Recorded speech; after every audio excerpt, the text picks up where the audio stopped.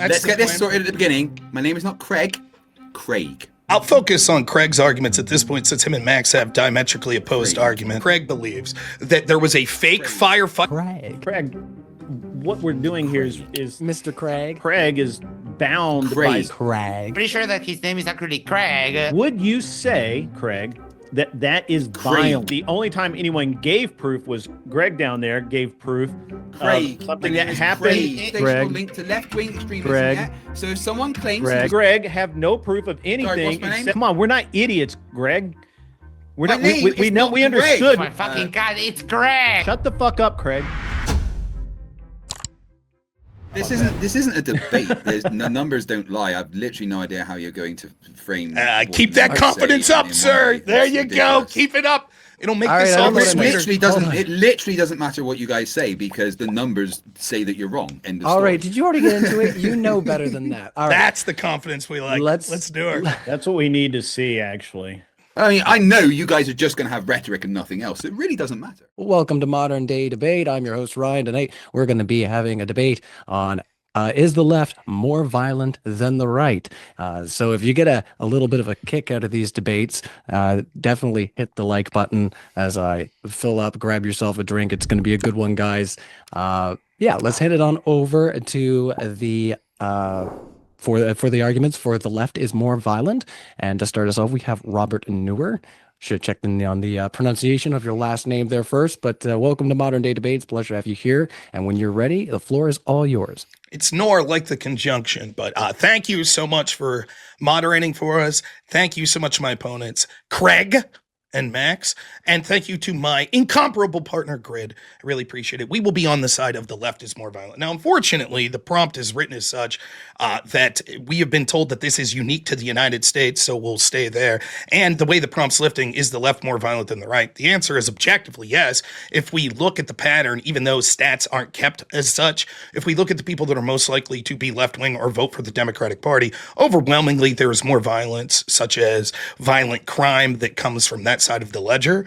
So, for example, we can see that African Americans overwhelmingly vote for the Democratic Party and embrace the side of the left, and overwhelmingly they commit more violent crime than people of other backgrounds. We could also see that the very poor tend to commit more crime. Those would be left as well that tend to vote Democrat. However, I'll do our opponents one good and say we're talking about political violence, baby, not just violence in general. And so the question will be, who commits more violence in the name of culture or politics? And I think that that's easily going to be the left. Now, the truth is, all of us know it. The moderator knows it. My partner knows it. Our opponents know it. And everyone in the audience knows it. We know that when it comes to political violence, that the left uses violence and intimidation in order to achieve political and cultural ends far more than the right does. Now, the truth is, any politician, any political ideology is going to have fringe lunatics. And certainly the left has their share of that. But I would be lying if I said the right doesn't, the center doesn't, milquetoast politicians don't. Of course they all do.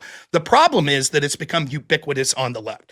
Now, what our opponents are going to do is read a bunch of studies. They're going to be sourced from two things. One's going to be the CSIS report, the CSIS. The other, I forget the name of the report that it comes from, but these studies are horseshit, as we'll get into and be able to look at the way that they keep these metrics. They're done in a biased way, and they're kept from biased statistics.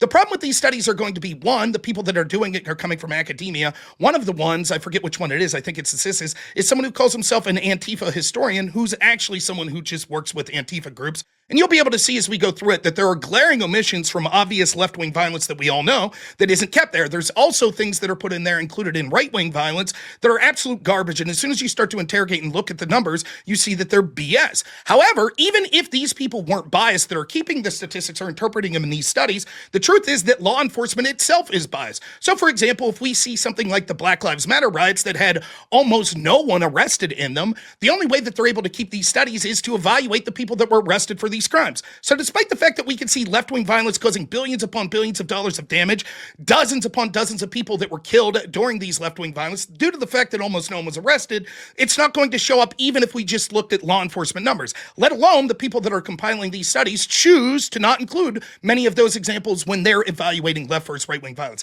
However, even if we take CSIS, the problem is these very studies are now saying in the current year, which is what we should be looking at, actually left-wing violence is outpacing right-wing violence as as an article from the Atlantic citing CIS's actually proves. So when we're talking about recent, as in like the last 10 years, since the advent of Donald Trump being the leader of the Republican Party, it is undoubtable that the left has committed violence. I'll give 3 ways as why that's important. When we're talking about political violence, what we're talking about is it's uniquely bad because it's using violence and intimidation to try to change the direction of our country through culture and politics. That's what makes it uniquely heinous and something worth evaluating more than, say, a simple mugging that goes wrong. And we can see the left oftentimes resorts to these sorts of violent actions. The first thing that I'll say is the amount of violence that occurs. They'll be able to name 2 political riots that were left-wing or right-wing. They'll say Charlottesville and January 6th. And you want to know how they know those 2? Because that's basically it. It just doesn't happen. Sure, there's fringe right-wingers that commit murders. There's fringe left-wingers that commit murders as well, which we can get into. But when it comes to political violence in general, I could name hundreds upon hundreds upon hundreds of just the last 8 years left-wing political violence. Portland, night after night. Seattle, night after night. Atlanta, night after night. DC, night after night. New York.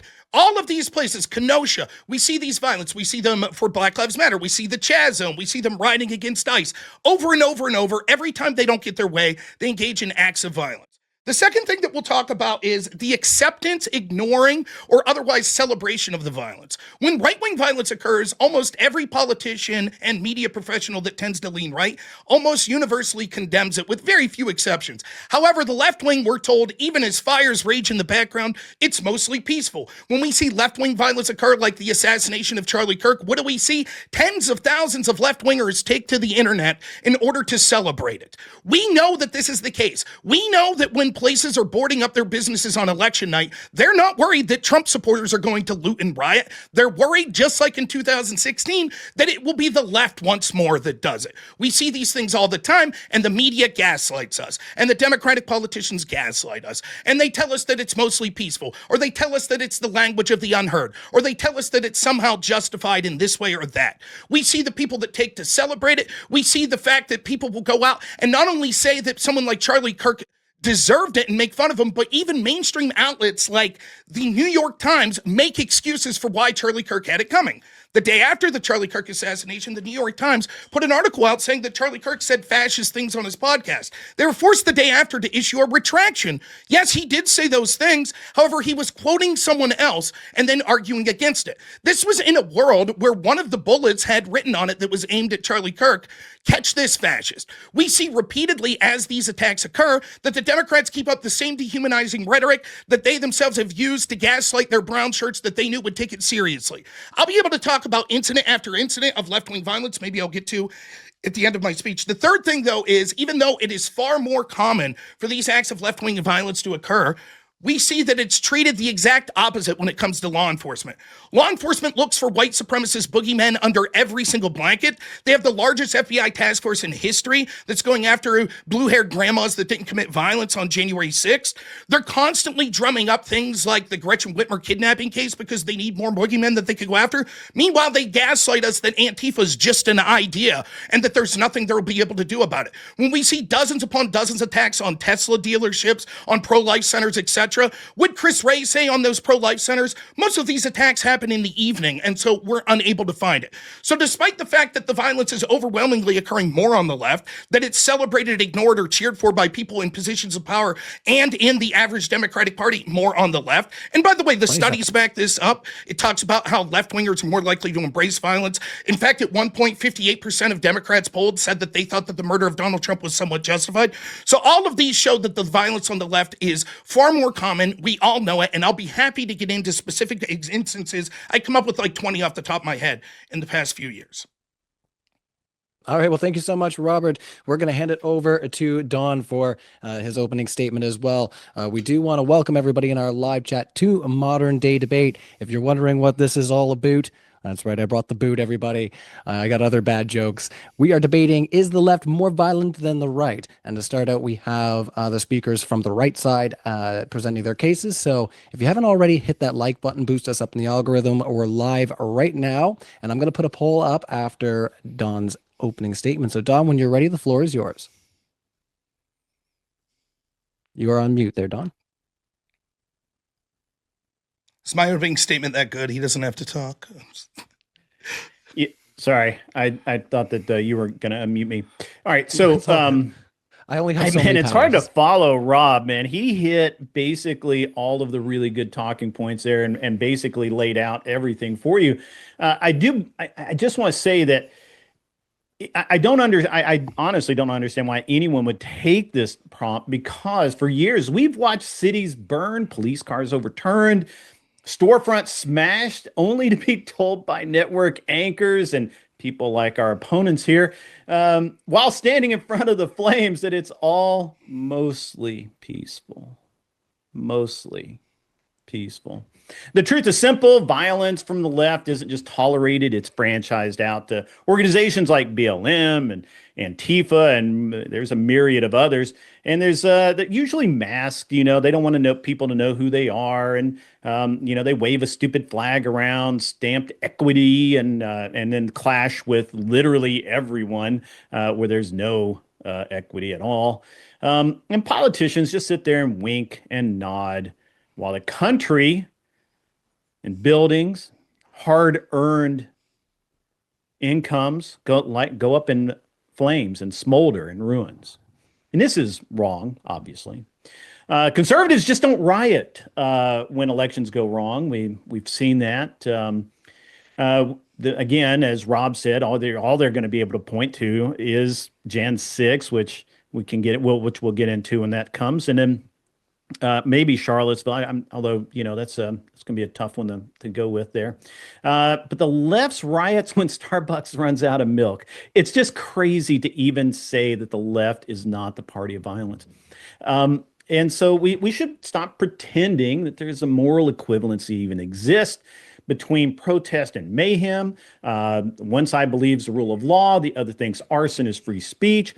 And moreover, just very simply, the left is supposedly the party of emotion and feelings, and violence, by definition, is based in feelings. And so the right, the party of logic and reason, obviously, that's not us. That's not what we do. That's what you guys do. And you do it well. I will give you credit. I will give the left credit. They are very good at being violent and not taking responsibility for that violence. And that's all I really need to say, because Rob basically did my entire opening as well. So that's great. And you guys have a tough act to follow. Hopefully you brought your bag. All right, you guys got it. So thank you so much to Don and Robert for your introductory statement. We're going to hand it over to the other side. I want to remind our audience as well, if you like what you're hearing from any of our speakers on the panel tonight, we do have all of them linked in our description. So if you want to check out more of them and see more of what they have to say, check that out. Also remind you guys that we are going to do a Q&A at the end. So we already got a couple, or at least one or two super chats coming in already. So if you want to put in a super chat, those will be read with priority. And yeah, without further ado, we're going to hand it over to MXXD Max. So one of our beloved moderators here at Modern Day Debate, but I'm not going to give you any favoritism there, Max. Not on the panel. I will mute you. No, you are on mute. Anyways, but yeah, thank you. There we go. And, do you get my share? Yes, we have you there. All right. Is the left more violent than the right? The problem here is that we're going to have to define what the left is, the different types of violence. I'm going to touch on this idea that the US media has of the radical left, and I was going to do some predictions, but we went second, so we're going to disregard that. So what is the left? As an actual leftist, I have voted the Communist Party in Uruguay since I am of legal age to vote. You don't have the left in the US. Sorry to tell you.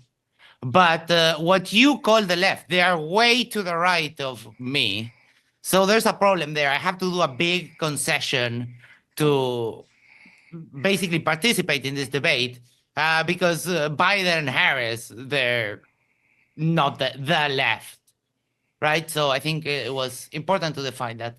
And then we're going to touch on some different types of violence. A lot of that was conflated today. For example, petty crime, saying that it's made by poor people. and therefore that counts towards the left being. That is just wow. But we have direct violence as riots, revolts, coups, legislative violence, gerrymandering, political persecution, and other types of legislative pressure on political opponents, and then few forms of political violence like free speech, persecution, nepotism, finger appointments, etc., etc. Right now, we're seeing all of that from the right in the U.S. So it might not be the most egregious, but it's something that trickles down, because if you start eroding the democratic values of a country, then everything goes down really, really fast. And this idea, the president, Trump, talks all day about the radical left.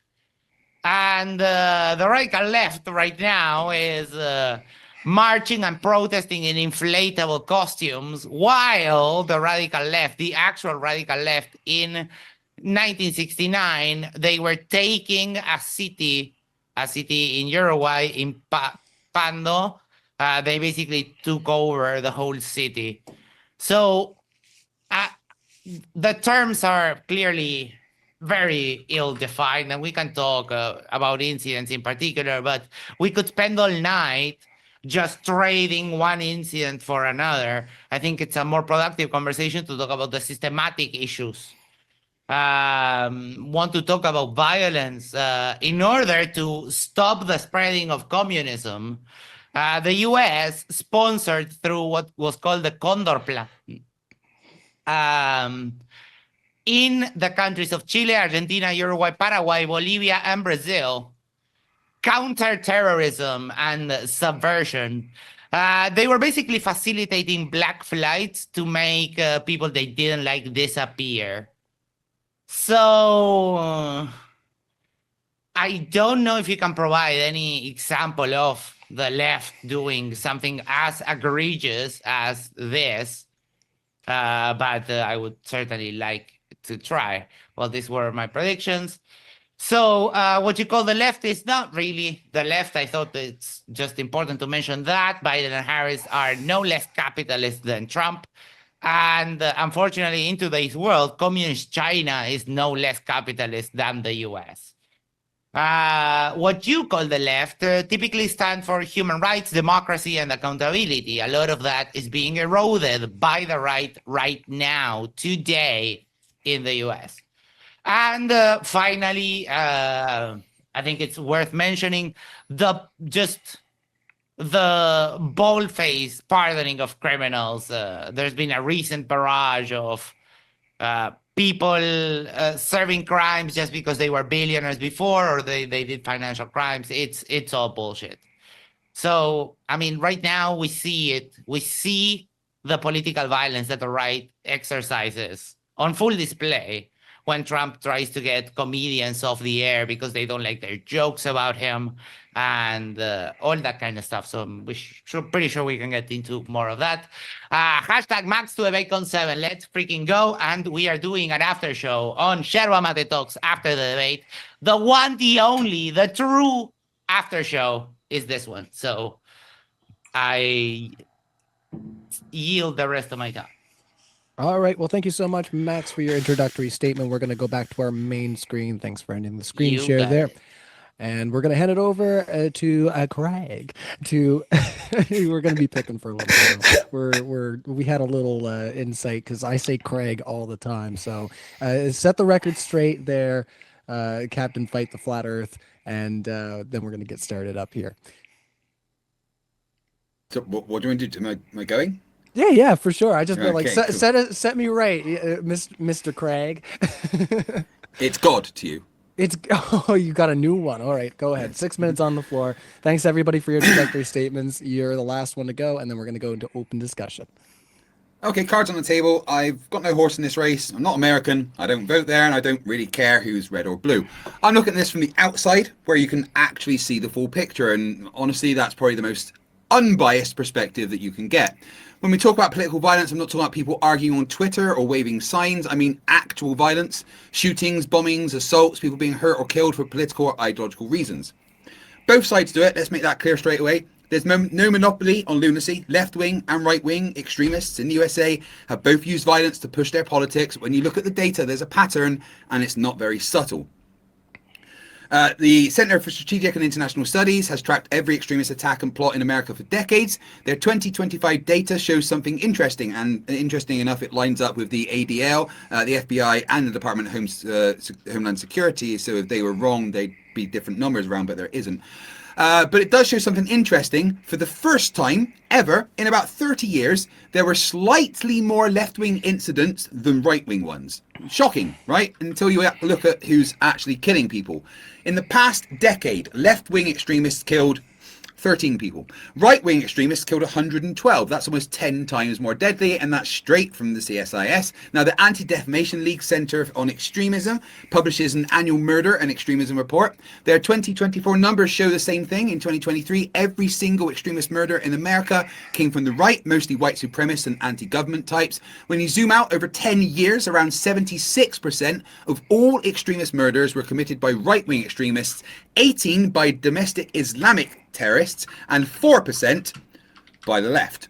So yeah, the far left does commit violence, but the far right have been doing it more often and with far more lethality. This isn't coming from liberal media. These are US government's own security agencies. The Department of Homeland Security said in a 2024 Homeland Threat Assessment that the most persistent and lethal terrorism threat to the homeland continues to be posed by domestic violent extremists, particularly those motivated by racial or ethnic hatred. Translation: the violent far right, especially white supremacists and anti-government groups, are America's biggest internal terrorism threat. Even FBI Director Christopher Wray told Congress the same thing. The top domestic terrorism threat we face comes from racially or ethnically motivated violent extremists, primarily those advocating for superiority of the white race. That's the FBI director, not a pundit. And if you look at the deadliest events, the El Paso shooting, the Charleston church massacre, the Pittsburgh synagogue attack, the Buffalo supermarket, all right-wing extremist violence. Left-wing violence, on the other hand, tends to hit property, arson, vandalism, attacks on government offices. Still illegal, still unacceptable, but not the same as mass murder. Let's talk protests. The ACLED US Crisis Monitor analysed tens of thousands of political demonstrations since 2020. They found that over 90% were peaceful across the board, but, and this is a big but, when protests do turn violent, right-wing groups are far more likely to show up armed, organised and spoiling for a fight. That is not me editorialising, that is what the data says, and let's be honest, rhetoric feeds this stuff. When politicians start calling their opponents the enemy, when people are told elections were stolen or that the FBI is out to get them, some unhinged people are going to take that literally. Trump's been a masterclass in that. You can't tell millions of angry people the country's being stolen, then act surprised when a few show up to defend it with guns and zip ties. Here's the reality. Both sides commit political violence. Fact. None of it is justified. Fact. But by any objective measure, body count, organisation, government classification, the violent far right is the bigger threat to America right now. And it's not about opinion, it's about evidence. CSIS, the ADL, the FBI, DHS, all say the same thing. The deadliest, most persistent domestic terrorism threat isn't coming from environmental activists or Antifa. It's coming from extremist movements on the right, racially motivated, anti-government, conspiracy-driven groups that see violence as patriotism. And from the outside, looking in, it's honestly quite sad to watch. America spends trillions protecting itself from foreign enemies, but statistically, the biggest threat to American lives is coming from inside its own country.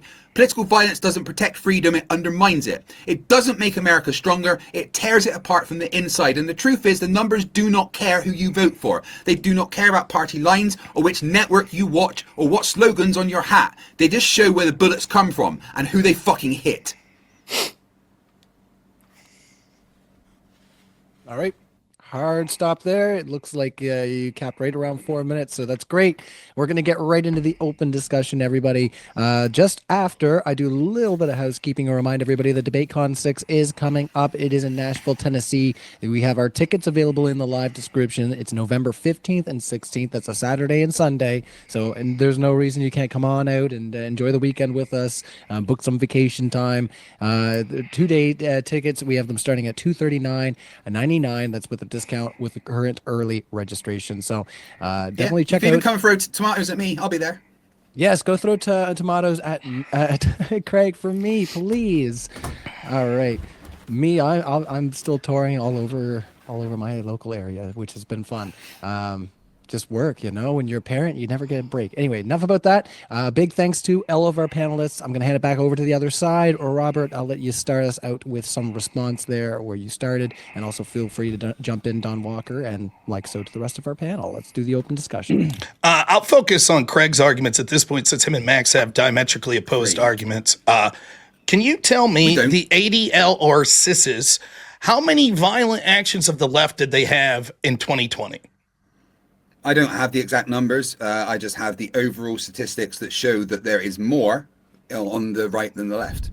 Can you recall? If you look at the last decade or the last 30 years, CSIS, ADL, ACLED, Department of Homeland Security, and the FBI all agree that the far right extremists have been more violent than the left. I'm impugning, but more lethal. I'm impugning their judgment. So the question I have for you then, you don't have that data in front of you, fine. Can you think of any violent actions that occurred on the left in 2020?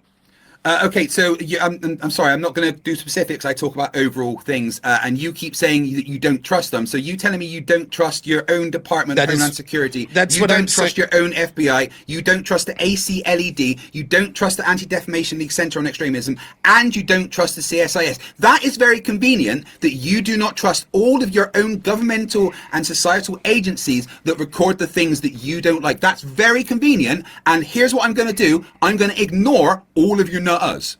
Okay, you can say that. Me and everyone watching, including you, your partner, the moderator, everyone on my channel, everyone in all of our channels saw example after example of Black Lives Matter rioting. Over 200 locations, hundreds of examples of Black Lives Matter rioting. I think that it would be worth looking at the organizations you're talking about to see how they classified those acts of violence. If they did not classify those as left-wing examples of violence, then we should not believe any of these statistics, because it's clear that they're biased in the way that they're categorizing these things.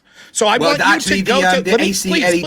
Please, I've let you finish. Let Robert wrap this up, and then we'll sorry, yeah, you went on for a while. Yeah, so I would like you, since you have those studies in front of you, let's start with CISs. Why don't you look and tell me how many examples they had of left-wing violence in 2020? Should be simple.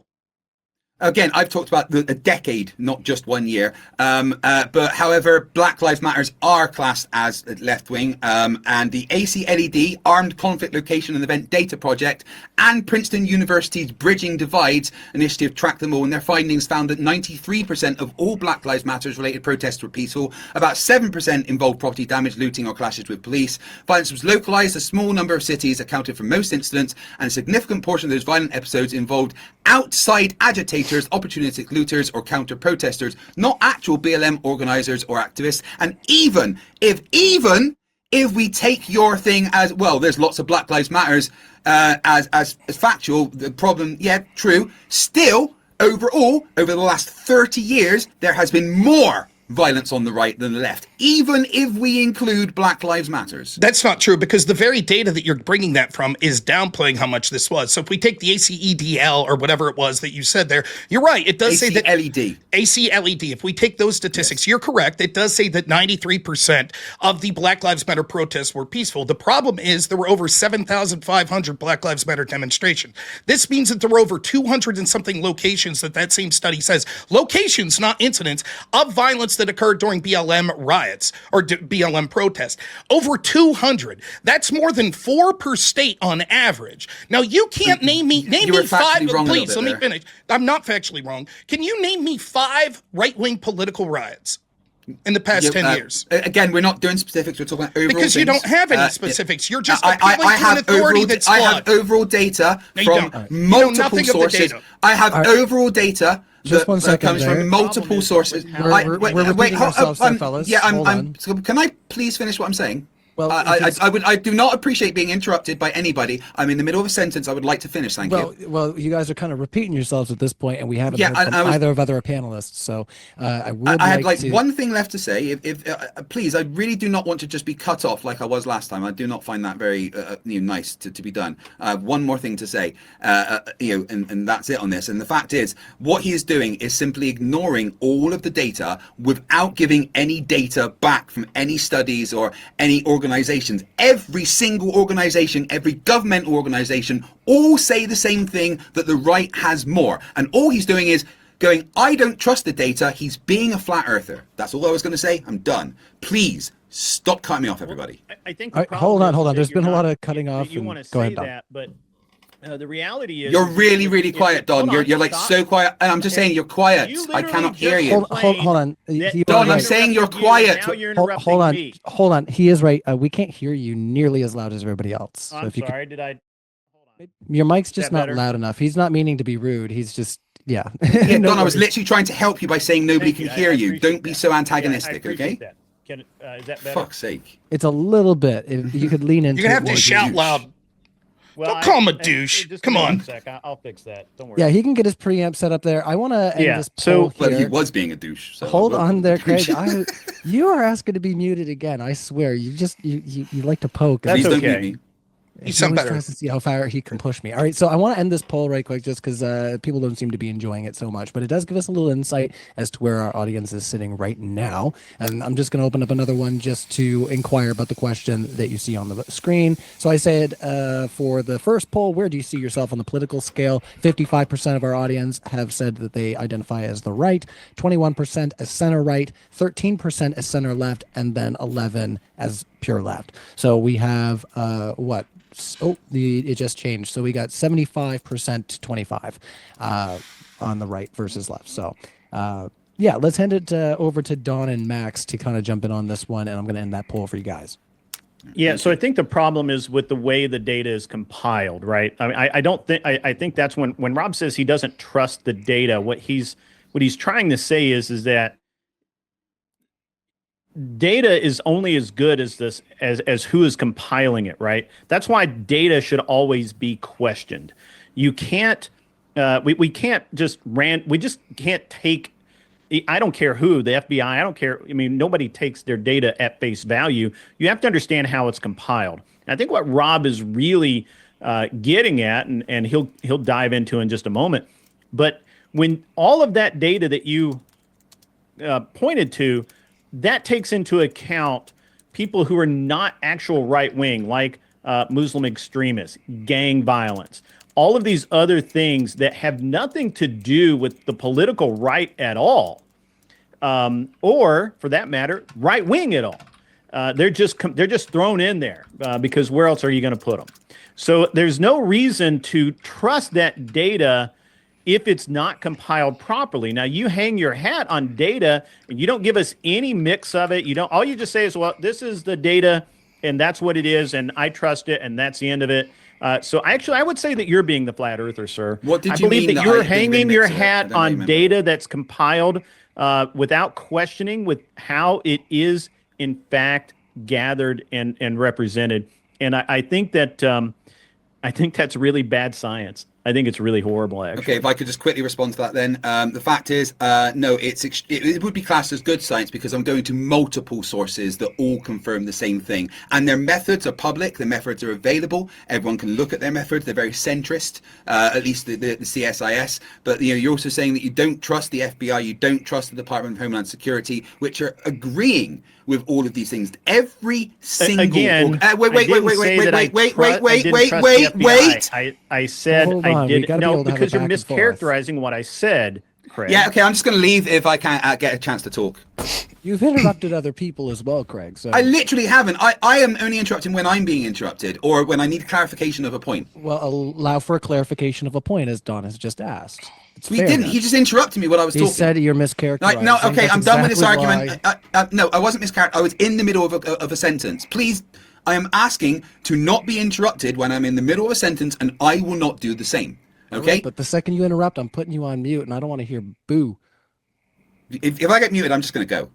It's as simple as that, all right? Don't no, jump on me now. don't do it, Ryan, because last time it was absolutely fucking outrageous, All right, all right, just give me a superpower. I'll put you on mute as soon as I'm done. You won't need to mute me if everyone can actually act like adults, and that means being able to have a conversation and not cutting someone off in the middle of a sentence. You've given me a superpower. I can get rid of you when I need to now. I just put you on mute. All right, let's let Don finish what he was saying. Don, I was in the middle of talking. I want to let Okay, Max right, in forget here it. Never mind about the point I was trying to make or the conversation that I was trying to make. It's fine. Let's just move on to Max. That's fine. Max hasn't said anything, so I think he should get a chance to talk. I'm obviously not allowed to finish my point, so that I don't mind. That's fine. I'm not allowed to finish somebody's my point, trying so to cool. clarify their point, and I'm going to put you on mute if you just keep that up, honestly. No, I'm cool. Just go on to, I'm done with the conversation. Let's Let's Max clarify. So, You're driving me off nuts, man. I mean, I know that you try to turn it back on us and tell Craig that he's being the flat earther, but I'm sorry to inform you that the only way that you debunk data is with more data.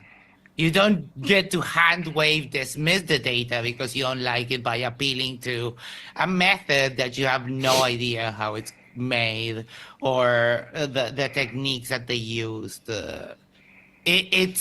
Unless you can provide an actual counter study of your refutation of the methodology or whatever, I honestly don't care what your opinion on the data is, right?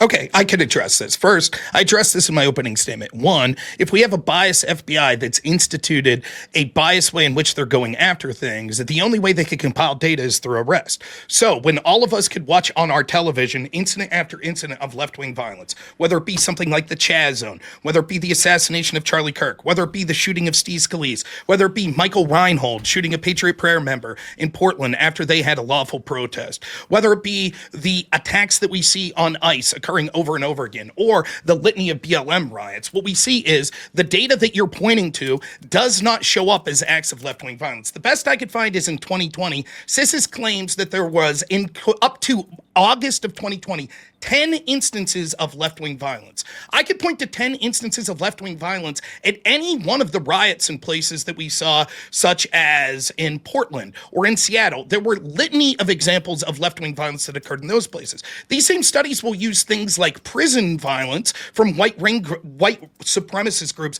each individual prisoner, if they get arrested, as an example of right-wing violence. My argument is that the appeal to authority fallacy that you're instituting is one that all of us know isn't true. And so instead of just saying, I read this summary of the data says what it is, and when I say, okay, let's look at incidents that we could agree that there was violence and see if your data, the way it's compiled, takes those into account, instead of just saying, I refuse to get into specifics, you might as well be saying, I can't defend this data, and all of you should ignore your lying eyes that saw this left-wing violence occur over and over, and instead believe me because I read a summary of data that I don't understand. Okay, first off, you don't know what the fallacies are. An appeal to authority fallacy is not going to the actual people that do the data. If I was to say, the king says that this is true, therefore that's an appeal to authority, not going to the people that actually gather the data and compile it. That is not an appeal to authority. So very flat earther of you there. Secondly, you're literally distrusting every single source of data, not just one, not just two, not just three, but all of them, including your own Department of Homeland Security and FBI. Your only response is, I don't believe what the data says. I don't trust what the data says. I think the data's wrong. Well, what you need to do is present counter data rather than just, I saw it on TV, which is literally what your argument just was. I saw it on TV, so therefore there was more of it. Well, maybe there was more reporting on TV of certain things. Is it possible that what you were saying on TV was skewed? Have you looked into that? No. What you are doing is just ignoring every single bit of data presented to you because it doesn't align with your personal views without ever providing anything counter than your feelings. And I saw it on TV. Present some data, present some statistics, give me something to actually get into. If you want to talk about specifics, I will. I'm not saying that I haven't read the studies or I don't know the specifics, but I'm not here to talk about individual specific things. I'm looking at the overall data, and the data objectively shows from every single source that over the last 30 years, the right has been more violent than the left in the United States of America. These are just facts. If you don't like it, that's because it it hurts your feelings and that's a you problem. All of the ad homs mean nothing, right? And let me say this. You've already provided the data. For example, you read data that said that 93% of Black Lives Matter protests were peaceful, correct? Yes, that left a couple.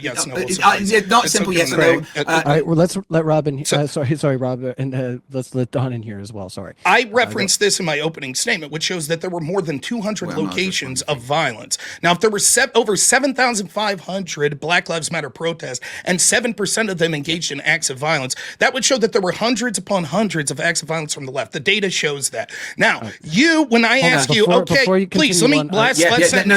No, wait. I need to respond to that before you carry on. Last sentence. Now, if your sis is around the panel, we have Dawn as well. Do you mind terribly? If I could just respond to that one. Do you mind terribly, Craig? Let's let Dawn in here as well, just real quick, mind? and we'll let I've been very Max quiet, and Craig respond if we can. I understand, but there is a point there. There is a point that's just. Now, will you listen to me and not interrupt, sir? I'm not interrupting. Sorry, I would like to just respond to that. You're still interrupting me, sir. I didn't even finish my point, so. I'm sorry. I was going to say, sorry. To be fair, there's a lot of people trying to jump in on the can. I'll finish real quick. I didn't interrupt. I thought I was just trying to respond to a point. Shut the fuck up, Craig. Sorry, say that again. I said, shut up. No. What did you say? Say it again. Shut the fuck up, Craig. Sorry. Say it once more.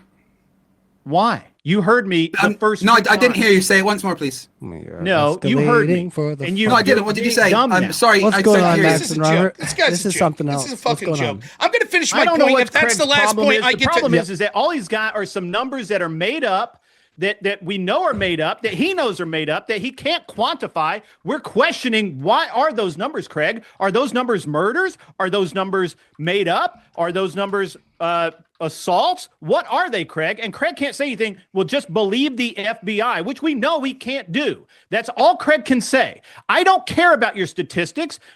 Prove it. Prove your statistics are correct, sir. Prove it. Tell me how many incidents of violence are there that matter? How many are gang attacks? How many are actual right-wing people? You can't prove that, Craig, and that's why you keep being a fussy little person here about this. Have you finished your? Now I'm trying to be. I've let you talk, and I have sat here. I was very quiet. You purposefully corrected me, and I listened to you, and I let you talk and ramble on, and you just literally threatened the moderator to leave, which is the ultimate bad faith, by the way. Like, I'm surprised you're still in this. It does throw a fellow off their game a little bit, but we don't really have a whole lot that we can sink our teeth into there. So I do want to go back to Robert's point. Honestly, I'll just finish the point real quick. The CISIS data that he cited, one sentence that I got to interrupt. The CISIS data he suggested, even though his own data suggests hundreds upon hundreds of examples of left-wing violence from Black Lives Matter in 2020, shows 10 examples of left-wing violence and only 50 examples of right-wing violence, thus showing that the actual data that he's shown shows that there's more left-wing violence than his own CISIS data says for right-wing violence, and shows that they're inaccurate in their portrayal of left-wing violence. All right, okay, first off, Robert, I do apologize for interrupting you at the end of the last time. I thought you had finished and I was trying to respond, but then for some reason Don had a hissy fit. So I'm sorry about that, and I'm sorry about Don.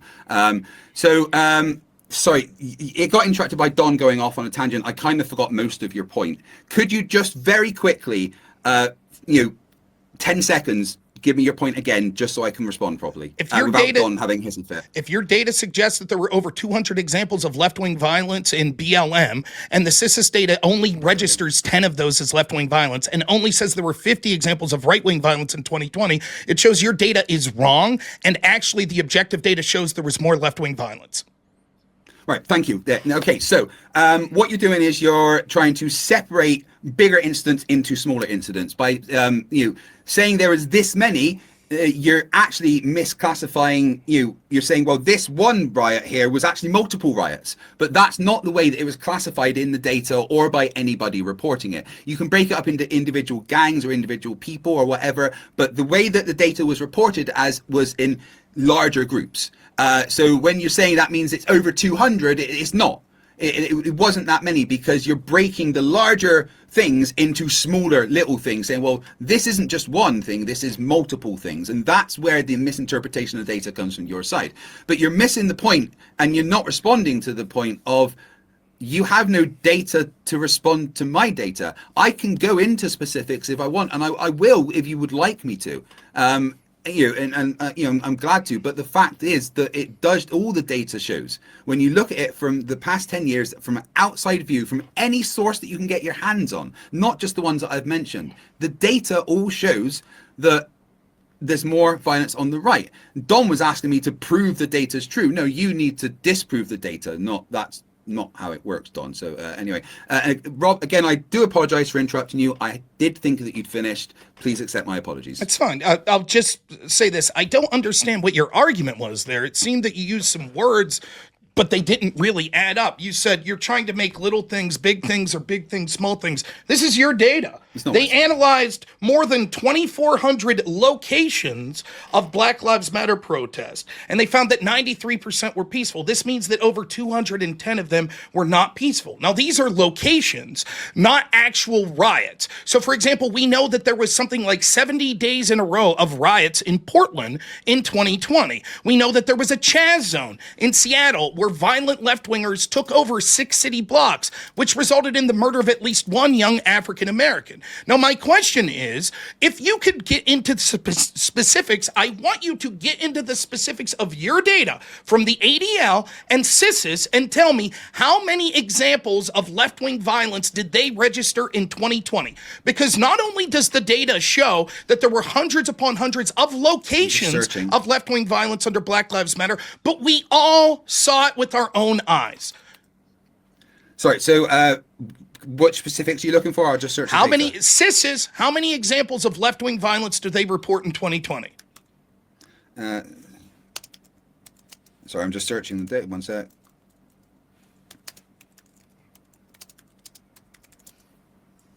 Max, if you want to weigh in with something while you search, I don't have a problem with that. Yeah. I don't want to monopolize this. I was just making sure that I had the chance to respond to the points that are made. Please carry on. Don, I do hope you don't have a hissy fit again. It's probably not good at your age to do that to your blood pressure. Stop with all the meta. You're just trying to. Well, no, I'm just making. I'm looking after Don. He doesn't have to work his mic. He's a bit confused. No, you're trying to trigger people for no reason. Can you tell me, was the Pulse nightclub? Was that what category was that put in? Was that put in as left-right violence, or was that just, what was that? Can you tell me what the FBI classified that as? Sorry, I'm in the middle of doing something for Rob. Okay, I will. That's fine. While you're looking for that, let me say. So this is the data that's collected, the second order, the people that are compiling the data. And like I said, these people have an axe to grind anyways. But let's look at the data collection in the first place. Not only do we see places like D.C. where there's law enforcement under fire for underreporting violent crimes that occurred there, but we can also see how this occurs with the FBI. For example, when Steve Scalise was shot by a radical Bernie supporter that sought to execute Republicans at a Republican ball field, blatantly citing the repeal of Obamacare, potential repeal, causing thousands upon thousands of deaths as his reason for the shooting. Did the FBI classify that as left-wing violence? No. They classified it as suicide by cop. And we see these sorts of things happen over and over. I believe the Fort Hood shooter was originally classified as workplace violence and not an example of Islamic terrorism. So what I'm arguing is at two levels, both at the law enforcement level, when it comes to law enforcement in places like New York City and other places, and with the FBI, they don't arrest these left-wing groups as much, and therefore the data doesn't show how much violence there was, and the people compiling the data play games with how they define left and right wing, and they often do things like cite prison violence as examples of right-wing violence, but they don't cite things like black supremacist gangs and attacks that they have as left-wing violence. And even when we see left-wing protests like Black Lives Matter that lead to hundreds upon hundreds of examples of violence causing billions of dollars of damage, causing dozens upon dozens of people dying, they don't cite that. And so it's no surprise if you choose to selectively be like, we choose to define political violence occurring as basically only right wing. Oh, and look at that, surprise, surprise, the data says the right wing commits more political violence than the left. Everyone knows. We all know the truth.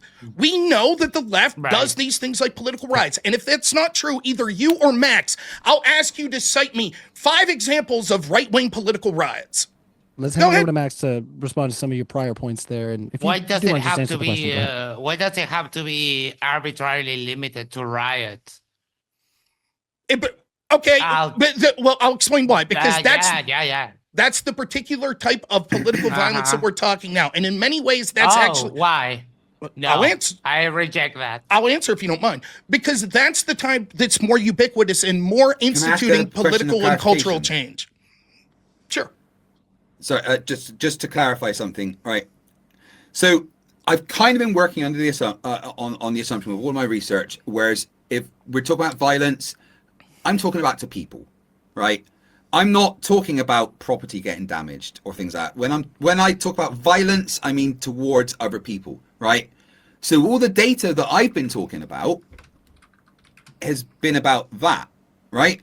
Yeah, there's a lot of property. In fact, there's on the left, there's a lot more property damage than the right and stuff. But when you guys are talking about violence overall, can I just clarify exactly what we are talking about? Are we just talking about general being noisy and shouting and maybe smashing some windows and setting buildings on fire? Or are we talking about hurting people? Which one is it?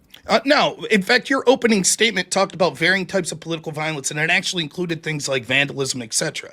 Two things I'll say on this. One, sure, if you want to limit it to people, still, we saw far more, thousands upon thousands of injured during the Black Lives Matter riots. So, right, it would still be a higher number there, and your data is not going to, CISIS isn't going to take that into account. And secondly, the reason that we're hyper-focused at this point on riots, but I'm willing to extend it out to other forms of political violence, the riots specifically, though, are designed and effective at creating political and cultural change. For example, the riots we see right now against ICE are to try to change the United States policy on deportation that's being enacted out through ICE. Some lunatic going out and committing one random act of violence, although heinous, don't get me wrong, that's not really going to move the needle on shifting sort of the political winds of the country. However, we see that the violent actions of the riots on the left, the violence and intimidation they use, those things have had effect in using violence and intimidation to try to change our political and cultural discourse.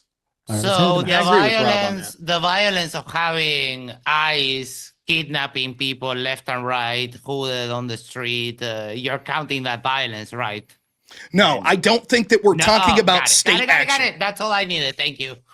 No, wait. And We're not talking about state action. clarifying question? No, we're not talking. Sorry. My violence Correct. is not violence. No, I got we're- that. That is just perfect. Perfect Now, illustration can I- of. Yeah. Sorry. Real quick, Yeah. real quick, Craig, if you don't mind, can I ask you a question real quick regarding this? Does the CISIS Yeah. data, the FBI data, etc., take into account, quote, state violence? Define state violence. Like the police using violence, the military using violence, federal law enforcement using violence? As far as I'm aware, I could double check the data, but It doesn't. I assure you it doesn't. I want to another clarifying question, if I may. When we're talking about people injured, like in Black Lives Matter, and you're like, well, there was over 2,000 people injured. Does that mean that every single one of them was injured by someone that is left wing? Because from what I'm aware, reading all the news, looking at the reports afterwards, the police reports and everything, a lot of the violence in the Black Lives Matter riots in 2020 were not just done by like Black Lives Matter / left wing, whatever. It was actually like counter protesters and looters and just ordinary criminals, etc. Even the police were some of the people that caused of those 2,000 injuries that you mentioned. So, are you classifying all 2,000 injuries as left wing violence? Yes, Well, I would. Hold on, Craig. Can I Go just ahead. really quickly? I know you want Rob to answer this, but can I actually go ahead, Rob, and then I want to ask Craig a question.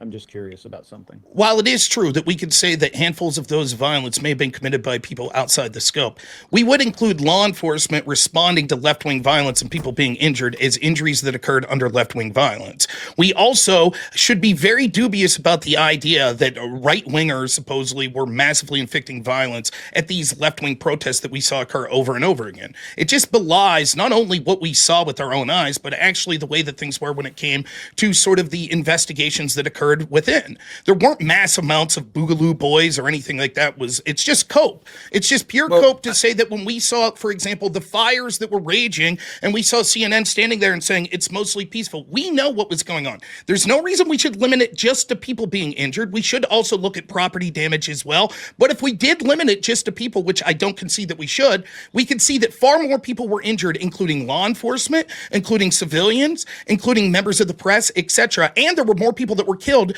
during the Black Lives Matter riots than happened during any right-wing riots. And I'm still waiting for you to name me the right-wing riots you could come up with. Are you taking into account the 312 instances of police accidentally tasering and injuring their own force during those riots? I would say that most of that would count still as examples where law enforcement had to act, and it led to this. Tell me, if Not you were law enforcement, let me real quick. Would that mean that the data that suggests January 6th was right-wing violence took into account when police injured themselves, which certainly happened? We see video of it, of them accidentally tear gassing themselves, tasing themselves, etc.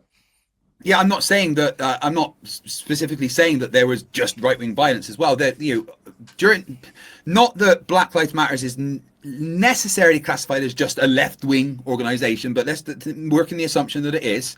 The riots that you're talking about, the people that got injured, it was not just because of them. The counter protesters, the people there to protest against the protesters, caused a lot of property damage and stuff as well. So I mean, they decided to do that and causing violence in an act of defense or property damage in an act of defense shouldn't lie in the blame of the people on the other side. So I just want to say that you're trying to lump things in that aren't there. Like when you're trying to say there was this many, but it was actually one large one that you were trying to break into smaller groups. At the same time, you're trying to say that all of the injuries during the Black Lives Matters, even if it was done by counter-protesters or police being negligent because they're not very good at their job, you're still blaming the Black Lives Matters / left wing for that. And I don't think that's the correct thing to do. I assure you the data that would be compiling right-wing violence, talking about right-wing riots, would do the same. It would say if law enforcement was injured in a right-wing riot, that would count as an example of right-wing violence, right? And even if it was that a law enforcement officer accidentally hurt themselves, it would still imply that. Now, the question I have for you, seeing as how you're saying that there are, during the hundreds upon hundreds of examples that we could point to of left-wing riots during the Black Lives Matter protests, can you show me the one that you're talking about where right-wing agitators were creating large amounts of violence to property and people? Give me one example. From what I've seen, that happened in every single one.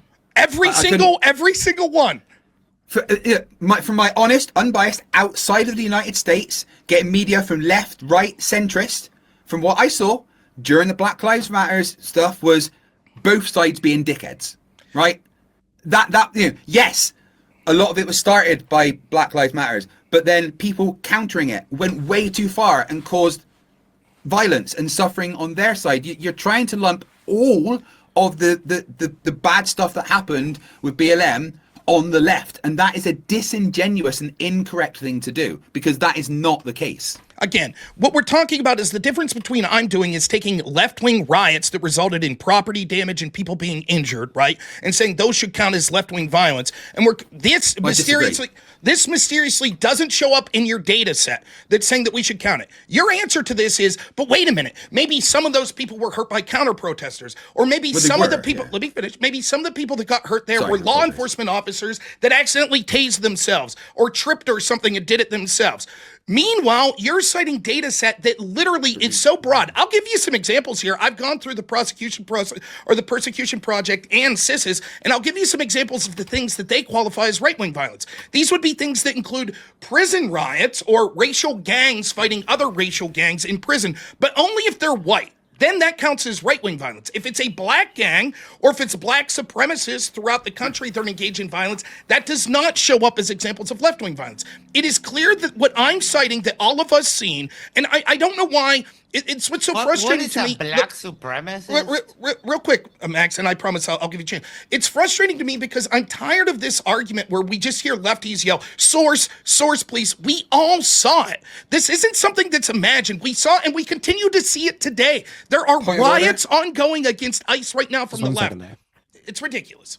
I want to let Max ask his point order, question though, right quick. I'm not a leftist, just to be clear. Fair enough. I'm not left or right. So I'm on the outside looking in, and I'm just telling you what the I data don't believe says. you, but that's okay.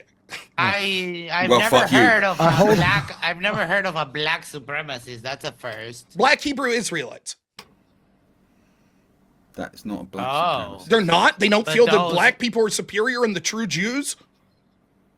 Yeah, but that's not a supremacist. They're theologically, the Jews still think the same about them.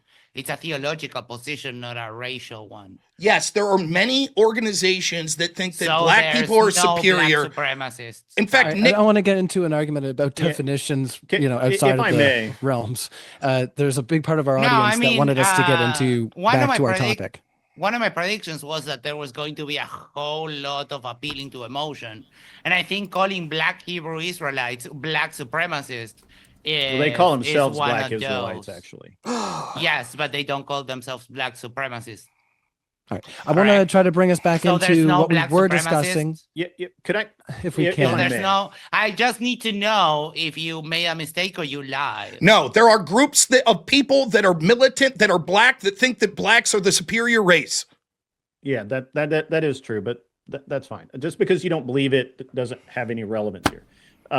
So I want to kind of come back and kind of take a little bit different tact on Rob's argument and the when I guess, Craig, what we're doing here is it seems like you're counting bodies versus counting behavior is kind of what the kind of way I'm looking at what you're saying is. Would that be fair? Would that be a fair assessment? I count violence toward people as Well, violence. I don't think that's true because the FBI data only shows fatalities. They don't show injuries. They only care about. Matter of fact, the ADL and the FBI data both cover homicides only. Were you aware of that when you compiled your data? and that's where I get the fact that it shows that the violence on the right that there is more lethal than the violence on the left. Okay, no one well, is denying that but there's violence on the left. That's not what we're talking. What the talking data about show. violence. Can I finish my violence point? Violence No, it's okay. I'll is just be literally interrupted and popping somebody it's upside fine his if you jaw. want to keep That's talking, I'll do it violence. as Do you not well. agree? It's- Hold yeah, on, we're fine, together. fine. He just finished his question. Can you repeat your question, Don?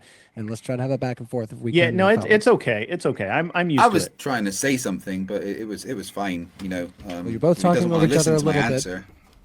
Like I said, sometimes there's time for healthy injection, but It's I do okay. want to go I back. have a 5-year-old. I'm used to this. I so- do want to go back. You if we better can. treat them better Uh, than you do this. Go ahead, Don, if you want to get us back on topic here. Yeah, so I guess I tried to be gentle about this earlier, but since Craig is bound by Craig. statistics, both the ADL and the FBI data only covers one metric, and that is homicide.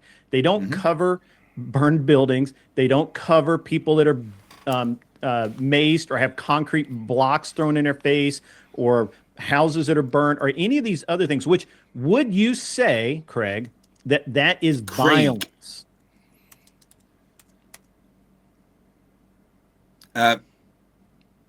Would I say damaging a building is violence? Yes. It, What about throwing concrete, whatever those things that Antifa threw in that reporter's face? Would that be considered violence? What about trying to if it hit overthrow the a government? reporter, then yeah. But if it just smashes a window and doesn't really hurt anyone, I see that as property damage and not necessarily violence. But that's just because when I talk about violence, I talk about hurting Okay. All right. people. Well, we right? can And go the with that. We can important leave the thing, property the damage important out. Hold on a thing, second, the important thing is that we look at who's being killed, who the bullets are hitting, who's dying, and the So death is violence the only that violence? causes that, the violence that Death causes is the only that, violence? the violence that causes death is much more on the right than on the left. The Well, overall I don't amount, believe that the numbers the, actually the reflect overall that. We can amount, get into the that. overall amount of. I'm sorry, Don. Do you have an impulse control issue? No, I just think that you're being overly wordy, and I just want to move through this debate. I don't Well, need you to say. You can say something in 5 or 3 6 words, and you shouldn't interrupt take me. 10 It's to fine. do it. So, Oh, if you don't have the patience to listen, if you're short of attention span, that's a you problem. We're back on the meta discussion. Max, Yeah. you had injected with a point way Oh, earlier. yeah. I want you He's to have trying that. to topple the government political violence. No, yes, we counted January 6th as political violence by all metrics. It resulted in the largest FBI task force in history, as opposed to the far more damaging Black Lives Matter rallies, including a rally on May 29th through 31st that turned into a riot that attacked the White House, injuring over 60 law enforcement officers using lethal weapons such as Molotov cocktails in an attempt to get into the White House and remove Donald Trump. Something that was so bad that Donald Trump was forced to be moved into a bunker, to which many lefties, including Joe Biden, made fun of him for having to be moved to a bunker. No, what was going on January 6th wasn't them trying to overflow the government, as is evidenced by the fact that they were able to infiltrate the Capitol and didn't do anything in order to overthrow the government and peacefully left by the end of it. Now, it's interesting that your partner talked about engagement when police were starting violence and things like that, but none of that consideration is given for what happened on January 6th. Can we cut down the monologues? So somehow January 6th was peaceful. Is that what you said? No, I believe I said the exact opposite, that we count that as an instance of violence, although it wasn't an attempt to overthrow the government. Do you count May 20? Do you count May 30th and 31st as an act of violence when left-wingers injured 60 law enforcement officers using Molotov cocktails attempting to get into the White House? Do you count that as an act? I didn't even hear about that. That's right. Isn't that interesting? You didn't hear about that. And that's sort of my point, that this left-wing violence occurs so often that we just accept it. And so when something like May 30th, 31st happens and 60 law enforcement people are injured, you know what you did hear about, though? You heard about Bunker Boy. You heard the left making fun of Trump for Secret Service having to move into a bunker. I didn't even hear that. Well, I guess, like, it's a shame that the media doesn't cover these examples of left-wing violence attempting to get into the White House to usurp the president. So that actually never happened. It did happen. May 30th, 31st. No, it didn't happen. 2020. It did happen. 2020. No. So what actually happened, they threw plastic bottles, rocks and fireworks and a few incendiary bottles over the fence line. One small fire was set in historic St. John's Episcopal Church across the street. About 60 Secret Service officers and 11 U.S. Park police officers were injured, but no protester breached the White House grounds and no one stormed or attacked the building itself. No credible evidence shows an organized left-wing or BLM plot to firebomb or enter the White House.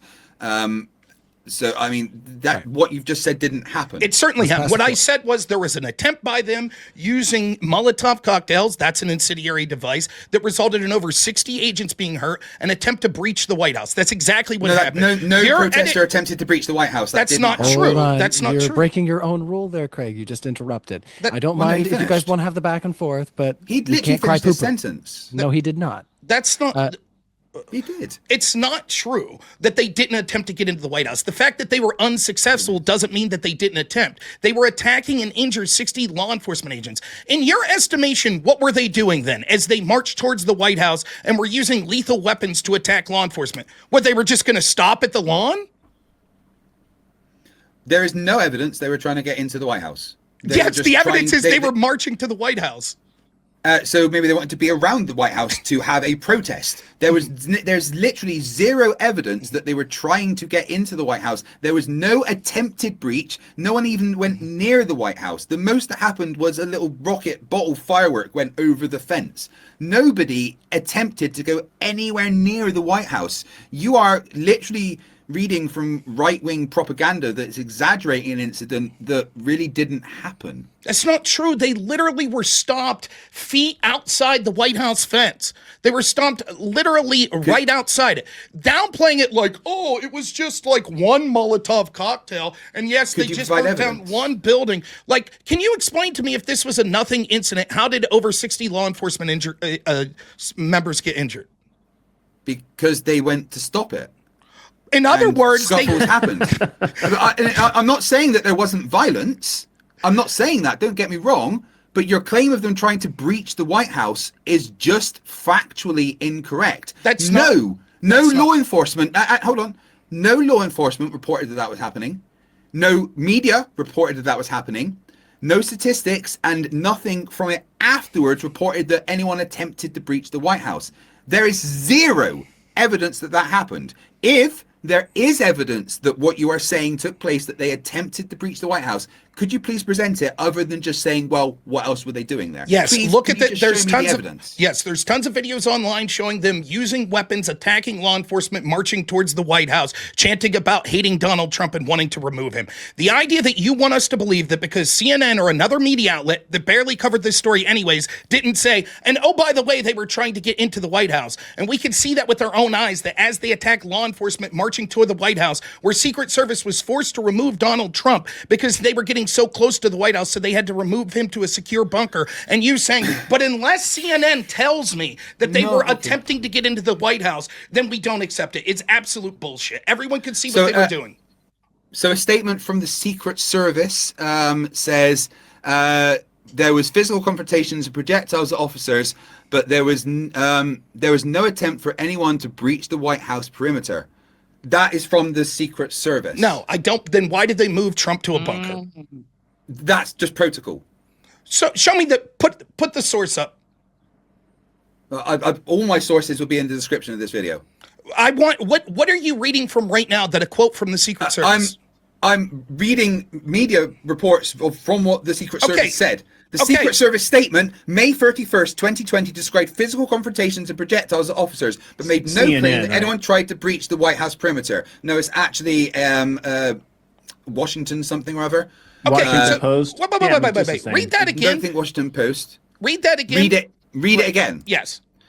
Secret Service statement from May 31st, 2020 described physical confrontations and projectiles at officers, but made no claim that anyone tried to breach the White House perimeter. Now, I will admit this is just the first news story that I have... Wait, hold on, let me finish my point. This is the first news story that I've come across, but I am yet to come across any stories that report any attempt to... You misrepresented what that said, I am yet to come across any stories that say that they attempted to breach the White House perimeter. That's not the point, Craig. You misrepresented what it said. How will I? You originally said that the Secret Service said they did not attempt to breach. Issued a statement. They issued a statement. Let me Secret finish. Service Let me statement, finish, May Craig. 31st, 2020. I understand that, that's not what you just read, though. What you just read. Yes, it is. No, it's not. No, it originally, isn't. Please, Craig, please. Weren't you upset? Weren't you upset when you said people were interrupting you? I've been very patient and allowed you to sorry, talk I'm the not entire interrupting. time. I apologize. I'm not interrupting. That's fine. I don't mind. I personally don't mind if you guys interrupt, as long as you guys can do it with some decorum.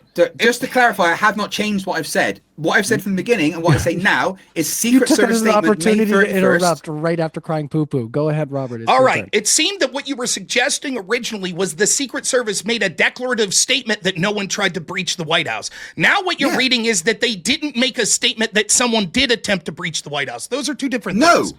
That's not what I've said. I've said every single time the Secret Service statement, May 31st, 2020, described physical confrontations and projectiles at officers, but made no claim that anyone tried to breach the White House perimeter. That is what I have said all along. I have never changed what I've said. That's not what it sounded like you said. Nonetheless, we'll move that's on not with the the clarification. statement you made, Craig, we'll move on. That's the exact. I'm reading the exact same thing every single time. I have read the same words every time.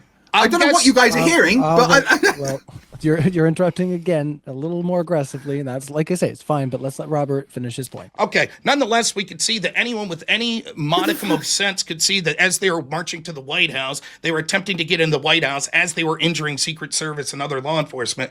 And here's what happens. Because the media doesn't cover it, because the FBI never did a large investigation into that, because Democrats made fun of Trump for having to be used to a bunker, we don't consider this as a serious issue. Now, I guarantee that Craig's CISIS data doesn't include this as an example of left-wing violence, despite the fact that it was so serious that the president was moved to a bunker. Craig, since you haven't been able to provide example yet of the data you're using and how many left-wing examples of violence there was in 2020, I'll ask you now, does it specifically cite this incident as an example of left-wing violence? I have not seen this specific incident in the reports. I could check to see. Again, the reports are extensive. There is many of them containing thousands of pages of data, and I have not perused all of them. I have tried to analyze the figures that are possible, but I was only told about this debate a couple of weeks ago, and I've been dealing with my mum dying, so I have not gone through every single page of every single thing. I have, however, read the conclusions and the analysis of them. But just going back to the, I'm literally finding zero reports of them. The most it says is that Trump was moved to the bunker after protesters breached temporary fences near the White House complex. Okay, that's not them attempting to breach the White House. I'll read Is that what you were referring to? Yes, it stands by what it says. I stand by they were attacking the White House. They were using law enforcement. The difference was law enforcement knows that the left's violent, and so they had an adequate presence there, unlike when right-wingers protest and there's almost no violence. To go off some of these, like the Persecution Project, which is one of the studies that's often cited, I went through this before. Actually, someone else went through it, but I've read this on stream. Here's some examples just starting randomly in 2020 of things they categorize as right-wing violence. 2 cases of people arrested and charged for peacefully protesting outside of abortion clinic. That was considered right-wing violence. Next up, we have an armed robbery that targeted Mexicans. The armed robbers were blacks. This counted as 3 different events as right-wing violence because they used racial slurs at the Hispanics. So 3 black people robbing a Mexican but using racial slurs at Mexicans, that counts as right-wing violence. Next, there was a defacement of a Catholic church. This was considered a right-wing example of violence. So they put swastikas, KKK, white supremacists, Satan lives here. That was categorized as an example of right-wing violence. Next, we have Muslims that were attacking Jews. 2022, Shadeen Hussein was charged with felony hate crimes, criminal damage, and defacement over the previous week. Hussein targeted synagogues with hate symbols, etc. This wasn't categorized as Islamic violence. It was categorized as right-wing violence, right? Now, this is just the examples that they miscategorized as right-wing violence. It doesn't include the examples that they didn't include of left-wing violence. Now, what I'm asking you specifically to do, and you keep mischaracterizing it, is you keep saying, I haven't got into the specifics. All I'm asking you is, what was the total in your data, the total examples of left-wing violence in 2020? That shouldn't be hard to come up with. What's the total amount? Yes, in 2020. Sorry, before you asked me for 5 specific ones, which I'd gathered. I asked for 5 specific political riots from the right, sure. But the first question I asked you that you said you were researching was, how many examples of left-wing violence does CISA say happened in 2020? All right. No, that's. I'm sorry. While you look for that, let me. Oh, go ahead. And now I've got. Well, you asked me for the 5. You didn't ask me for the total. So which one do you want? Because I asked you. Go back into my data now. I'm more than willing to accept. I asked 2 questions. The first question I asked, and you started typing and said you were researching it, was, how many examples does your data of left-wing violence have in 2020? And you said, let me get that for you.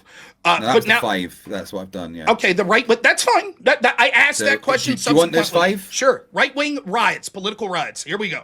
Boogaloo killings in California, the Michigan governor kidnapping plot, the Canisian shooter, the Portland vehicle ramming and armed confrontations, the militia convoy, Oregon State Capitol, December 2020. Wait, did one of those say the Kenosha shooter?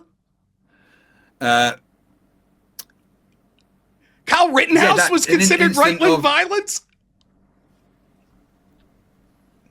Someone who was found innocent. Who lined himself online with pro-militia rhetoric, shot people during Kenosha, Wisconsin 22. This is Max, what I'm talking about. Would you agree that Kyle Rittenhouse was right wing? I mean, I don't know. I think that he was someone that was upset that left wingers were rioting, and he wanted to defend property, right? But seeing as how he did not commit an unjustified act of violence and was merely defending himself again against violent left wingers. Now, I wonder, does that same data set that falsely likens Kenosha as right wing violence because Rittenhouse lawfully defended itself, does it also list it as left wing violence? Well, I'm looking at one bit of data right now. I'm just trying to confirm. Everything that I can see shows Kyle Rittenhouse as being right-wing and acting in a violent way, seen by extremist channels of Patriot Hero, where he claimed self-defense but acted amid armed right-wing counter-mobilization. Claimed self-defense but acted armed right-wing counter-mobilization around protests. I mean, all the statistics include that in there. Okay, so just to be clear, now the audience can see what I'm talking about. Now, a person who was frustrated far right because, to let me, me yeah. finish, law enforcement stood down. Apologies. If you remember the story, what happened, I forget the name of the gentleman, but there was a black gentleman who was taken out by police, and it later found out that that was justified. It was misrepresented because what he was doing was going into a car with a knife where there were children after the police attempted to tase him. But the media decided to downplay this and paint the story as the opposite and say this was an innocent black man that was killed. This resulted in riots that was occurring in Kenosha. Police stood down. The governor refused to accept the National Guard. So what happened was citizens decided to arm themselves because of constant nights of left-wing rioting and decided that they were going to protect property. In the instance of that, we had a violent person that attacked Rittenhouse while he was open carrying. Rittenhouse attempted to flee the scene. That person chased him. Behind Rittenhouse, he heard a gunshot. He turns around in a moment of panic. The man's grabbing his gun and he fires his firearm. It ends up taking out that person. Then a mob of people attack Rittenhouse, one of them themselves armed. Rittenhouse shoots back in self-defense and immediately runs to the police. He's later exonerated in a court of law. And all of the data that you're using qualifies that not as a left-wing example of violence that was covered up for by the media and the police stood down for, which it actually was, but actually qualifies it as an example of right-wing violence. This is why Grid and I don't trust the data. This is why you can't trust the data, period. All right, Max, I feel like I've totally monopolized. Please. This is all very nice and petty, but as I said, we can trade instance for instance. I am actually more interested in some of the systematic forms of violence. Starting from the top, I have a series of maybe 3 or 4 rapid-fire questions. Is inflammatory rhetoric political violence? No. Do you think it is? Yeah. Well, let's wait. Great, if I may. If that's true, do we have the right to self-defense? Yeah. Okay, so if my inflammatory rhetoric is violence, is someone allowed to punch me to stop it because it's an act of self-defense for them?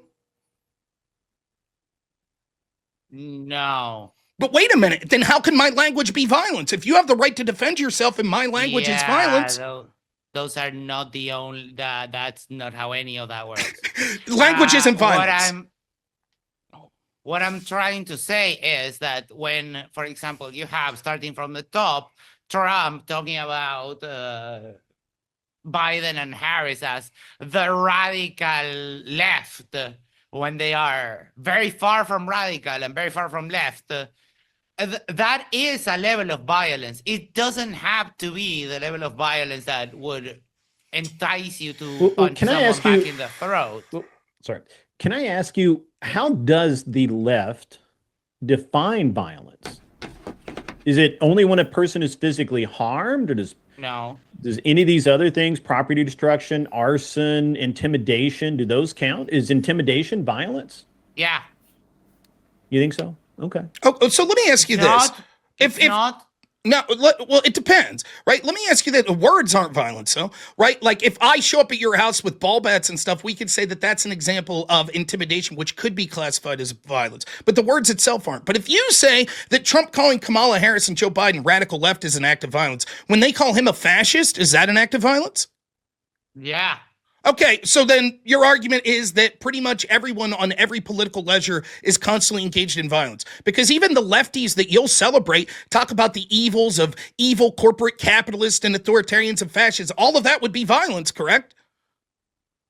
Yes.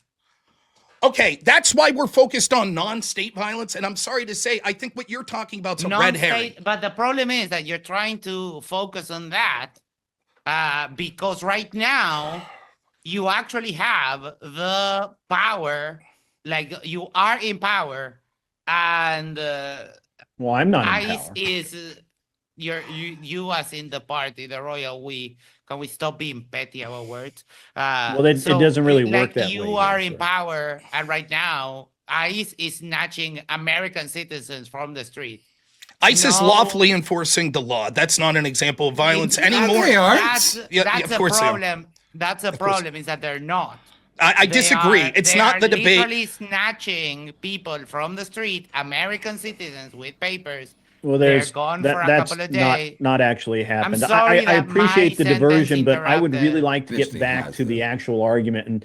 And No, so but how is hold that on. not So violence? hold on. I don't. You are in power and you're over enforcing. There's a Well, command we can have an entirely different debate on state violence, but that's not what this is about. We're talking about the left is violent, right? And No, so we're talking about the left and the right. The right is in power, so the right, the system of the state again imposing violence is valid. It's fair game. There's Yeah, no reason why it again, shouldn't be. If that was the truth, then why do we have riots currently? And the people that are rioting are the left. So I want to. I just kind of want to stick to a line of questioning here. Do you here. not understand how opposition works? And right now, you keep saying riot. We've come from the No Kings marches, that they were just that. They were marches. They weren't riots. Of course, there were some that were marches, but there were also some that were riots, like in Portland. In fact, one of the things you did that belies the seriousness of the tone that you're trying to take is you implied that because people were in inflatable suits in places like Portland, dressed up like characters like unicorns and dinosaurs, that somehow implied that they weren't engaged in acts of violence. Of course, this is a tactic to, one, make it appear as if these people are whimsical when the case is that they're not, and secondly, to hide their identity. The prompt is clearly referencing individuals, which is why your partner has cited statistics that don't factor in state violence whatsoever. The fact that you want to quibble about saying that there is no left wing in the United States, then want to talk specifically about law enforcement being examples of right wing violence is a completely different debate. I would like to cite some examples of left wing violence, if you wouldn't mind. Is that fair? No. I keep wondering why you just get to say, oh, this type of violence, the one that we particularly do right now because we are in power. All of that, you can just dismiss it because I don't want to talk about that. Is any state authority enforced through violence? All state authority enforced through violence? Yes. So any left-wing government... there is a book.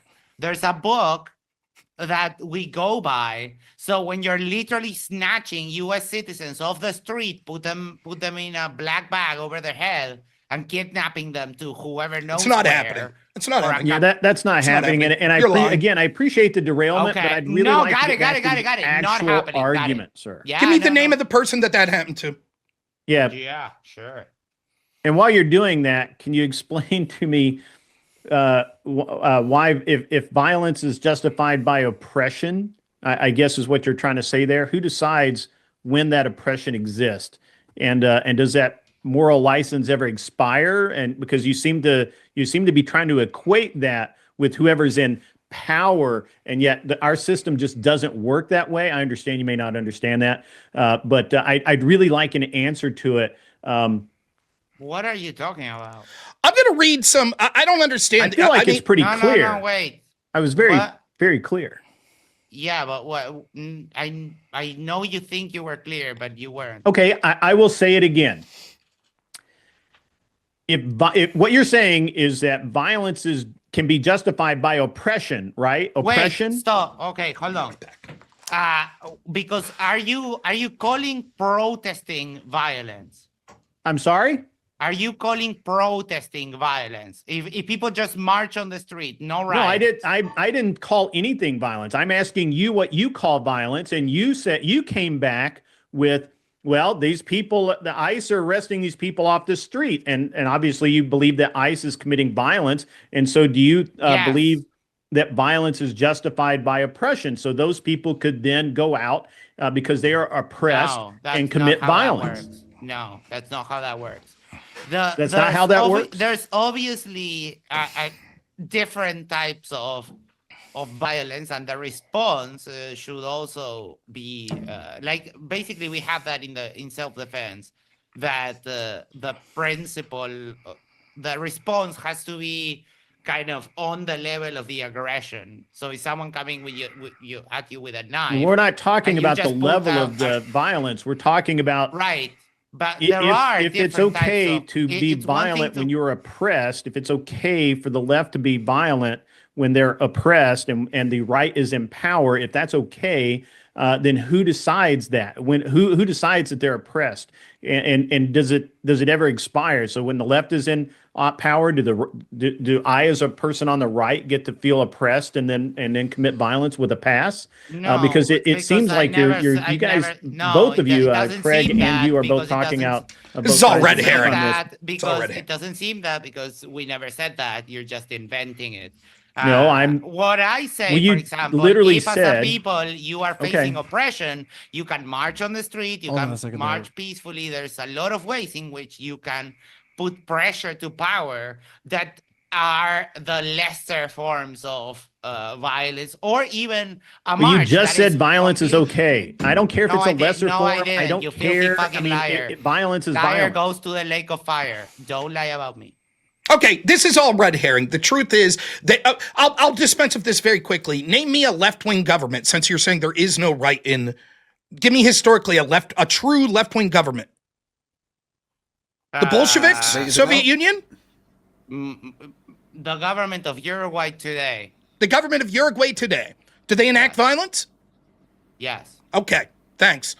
So the argument. The violence that is that goes inextricably tied with enforcement, it's not a win for you. I would say that everyone does that. I would say that if you want to play fast and loose with definitions of left and right, the No, governments I that we don't. can see that would be easily identified as left, such as the Bolsheviks and the Soviet Union, Mao and the Great Leap Forward, led to hundreds upon hundreds of millions of people dying.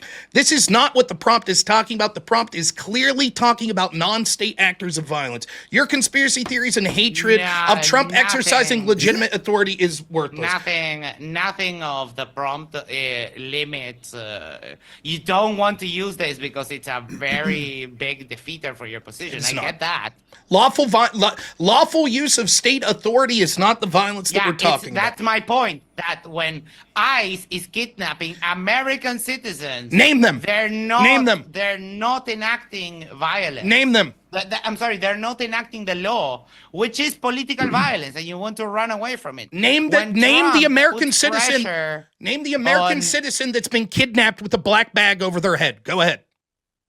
In the last couple of weeks, ICE has shot a priest with a pepper ball in Portland, violently tackled and arrested a journalist documenting a raid in Portland, and tear-gassed a birthday party full of children in Chicago. What you're doing is reading left-wing sources that don't have the context of this. What we see is when we look into this, for example, left-wing sources. The priest was at the priest was at a place that was lawfully declared a riot that people were asked to leave, and he was there. And as police were pushing back against, it would be no different than if I said this. Did you know there was a priest at January 6th that was hit with tear gas? And you'd be like, holy fuck, that's terrible. Yes, if a priest was there when there were clashes with violent left-wingers and law enforcement, yes, there's a chance that they'll get hit with the munitions that the police are using to beat them back. Now, let's compare Violently that. tackled and arrested a journalist documenting a raid in Portland. What about that one? Yes, Antifa frequently calls themselves journalists. For example, we could see the story that came out of Chicago. Let me finish. We could see the example that came out of Chicago where there was a woman that worked for WGN,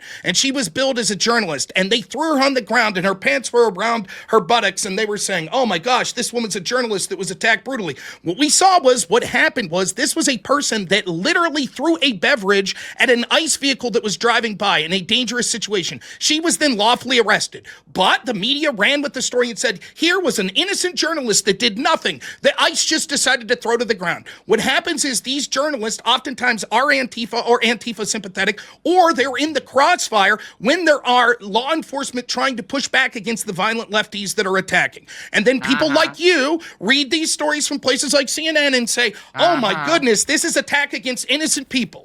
And do you have any evidence for all that you just said? I just gave you the entire story of the woman from WGN. Yeah, I mean, You claimed something. You got any evidence? I don't know if you know how this works, but I asked you, do you have any evidence for all of that lovely yapping that you just said? I'm reading right here from a blog post that said Joe Biden is... Wait. Got it. Wait. I'm reading right here from a blog... That's three. I got you 2 hand wave dismissals, and now we're coding from a blog post. Got it. I don't know what you're trying to say. I don't understand if it's your accent or your Yeah, stupidity. it's okay. Nonetheless, The it would smart be people no will get different it. if I said this. I'm reading from a blog Racist post as that well, said nice. that Joe Biden claimed that he's a lefty. He personally attacked right-wing journalists all the time using violence and pepper spray. And this same blog post says that, trust me, all the journalists that are claimed to have been attacked under Trump weren't really journalists and it was justified. There you go. There's my evidence. That's what you're doing. Mr. Miyagi would be really proud of you with all that hand wave this missing. I'm going to, seeing as how this is going nowhere, I'm going to read some examples of left-wing violence just recently. We had the assassination of Charlie Kirk. We had the attack on That was ICE. not left out. Hold on. That was not verified as left-wing violence. There is, and let's be clear, unbiased from outside, there is zero evidence to suggest the person that shot Charlie Kirk was left-wing. If anything, he came from a right-wing, Trump-loving, gun-loving family. There is zero evidence that has been verified to suggest the shooter of Charlie Kirk was left-wing. Let's please not do that, because that's disrespectful. Yeah, a lot of right-wingers please, have trans girlfriends. So, well, now, instead of There's no sparking evidence out, he had a trans girlfriend either. There is no evidence that is true. now Are you instead of sure? sparking... Go ahead, Grid. And I mean, whenever the Republicans go to a city, they crash Grinder. Is that the measure that we're like, because someone had a trans girlfriend that now counts as a... The assassination of Charlie that. Kirk's left-wing violence. We have the parents of the family No, and that's the not. person they were taking. Please, you threw a big fit when you said people were interrupting you. yeah, but I've you're been lying. You're literally lying. You can't just lie to people with something as disgusting as that. Someone died, and let's not lie about it. The assassination of Charlie Kirk was done by a left-winger. All right, well, let's We let know him that. No, make it his was not. point. If That's a he's lie. lying, you can confirm that afterward. Okay. Hold on. If you believe he's lying, they then seem you to can- be living you in a can world state where that afterwards. only Let's him Casey- state his case. The assassination Hold on, of Charlie I'm Kirk handing was it back to done. Was Robert just to state his case, and then you guys can respond. The assassination of Charlie Kirk was a left-wing act of violence. We know that this No, it is the wasn't. most likely case because, one, they used the language of the left calling him a fascist. This is not something that people on the right would use to attack someone like Charlie Kirk. Second, we have examples from the family of these shooters saying that they became scary radical left. Third, we know that the roommate was someone that the family of them said was becoming scary radical left. Fourth, we see that he wrote to his transgender lover that lived with him and that we know that because it was trans that the scenario is they're most likely left. All of this is more evidence than almost every example that the studies like CISA will use to say that they're examples of right-wing violence, and yet he repeats them without cause. So one, we have the Charlie Kirk. Second, we have the attack on an ICE facility in Dallas where they were shooting ICE agents that resulted in the deaths of 2 detainees. Third, we have the Antifa attack in Dallas against ICE also in July that resulted in law enforcement getting shot in the neck. Next, we have the attack on an ABC affiliate that was pissed Before off we and they get shot going in... too far, Oh, because you have boy. quite a bit there. Every We time. could probably it's just, maybe respond to a few of those. Hold on. Yeah. Well, So hold if on, I could Max, just if we- respond yeah, to we're the gonna Charlie respond Kirk to one. maybe a couple of those, and then we'll let you continue on. If I could just do Sure, one, let's Max, start and there, then we'll try yeah, to move through right. some of the examples that Robert gave. So literally everything that he said about the Charlie Kirk shooting was incorrect. The Charlie Kirk shooting rumor about the suspect having a trans lover was pushed by tabloids but disputed and then rolled back by many more reliable outlets. So there's literally zero Give me the evidence of outlet. that. Give me the outlet that rolled it back. Go ahead. There's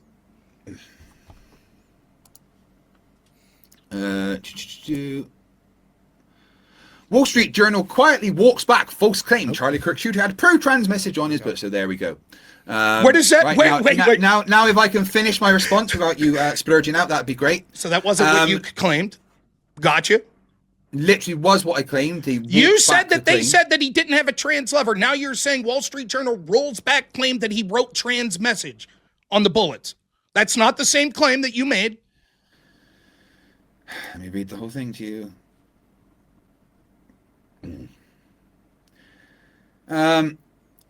That framing is amplified by commenters eager to draw a connection with transgender people. Justice Department official stressing that the bulletin's detailed. Blah, blah. New York Times reported that there is no evidence that ammunition. No, there's nothing in there about him having a trans partner. But you said that they doesn't rolled mean it they back. didn't. Right. Okay, I'll get the other sources for that one. Everybody knows. What do Sorry, you it's think? plus one. Let me get the other one. Hold on. Give me a sec to get the other source. While you're looking at, what do you think he meant when he said "catch this fascist"? That was a right winger saying that, a centrist. But he wrote that in the bullet. What do you think? Do you think that you can be right wing and also hate fascists? Sure, that's a possibility. However, okay. overwhelmingly, the people that use language like calling someone like Charlie Kirk a fascist are left wingers. The propensity, the evidence is overwhelming. Why haven't you guys done this much research and all the studies you're citing, and you just accept when you say, trust me, when CISA says it's a right winger, it is? I just went through examples of how CISA was flawed and the Persecution Project was flawed in their mischaracterization. I didn't mention CISA. Of course you did. That's your entire opening statement was using data from CISA. For Charlie Kirk, I haven't mentioned CISA. I didn't say you did. I said that you just say CISA says but that I didn't it's just true. use CISA though. No, I didn't just say he CISA. used the ADL and FBI I used as well. CISA, ADI, Department of Homeland Security, the AELDL. I used 8 different sources. No, you didn't. And the New York Post actually also ran back his trans lover. Let's hear the quote. Charlie Kirk, suspect trans lover, Lance Twig, blah blah.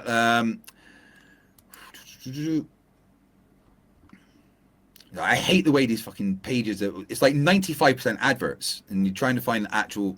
You are aware that the official story is that this shooter actually wrote to this trans person and said, I'm sorry I did this, or text them. You're aware of that, correct? Or is that made up? Did they roll that back as well? I can't find the exact quotes right now. I would have to. Shame.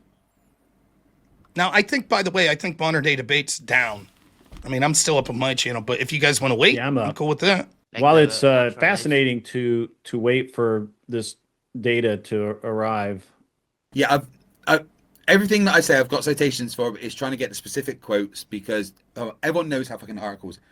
Ryan, you there? Literally nobody knows that, Craig, except people you know how articles wishful work. thinking. There's like a million fucking adverts in the articles. You're trying to get the bit you want, and this adverts on the way, right? That's what I'm on about. We'll just keep waiting. I'm going to let you reframe where we were, Robert, as you were, and we're going to carry on. Thank you so much, guys, for your... Guys are chill.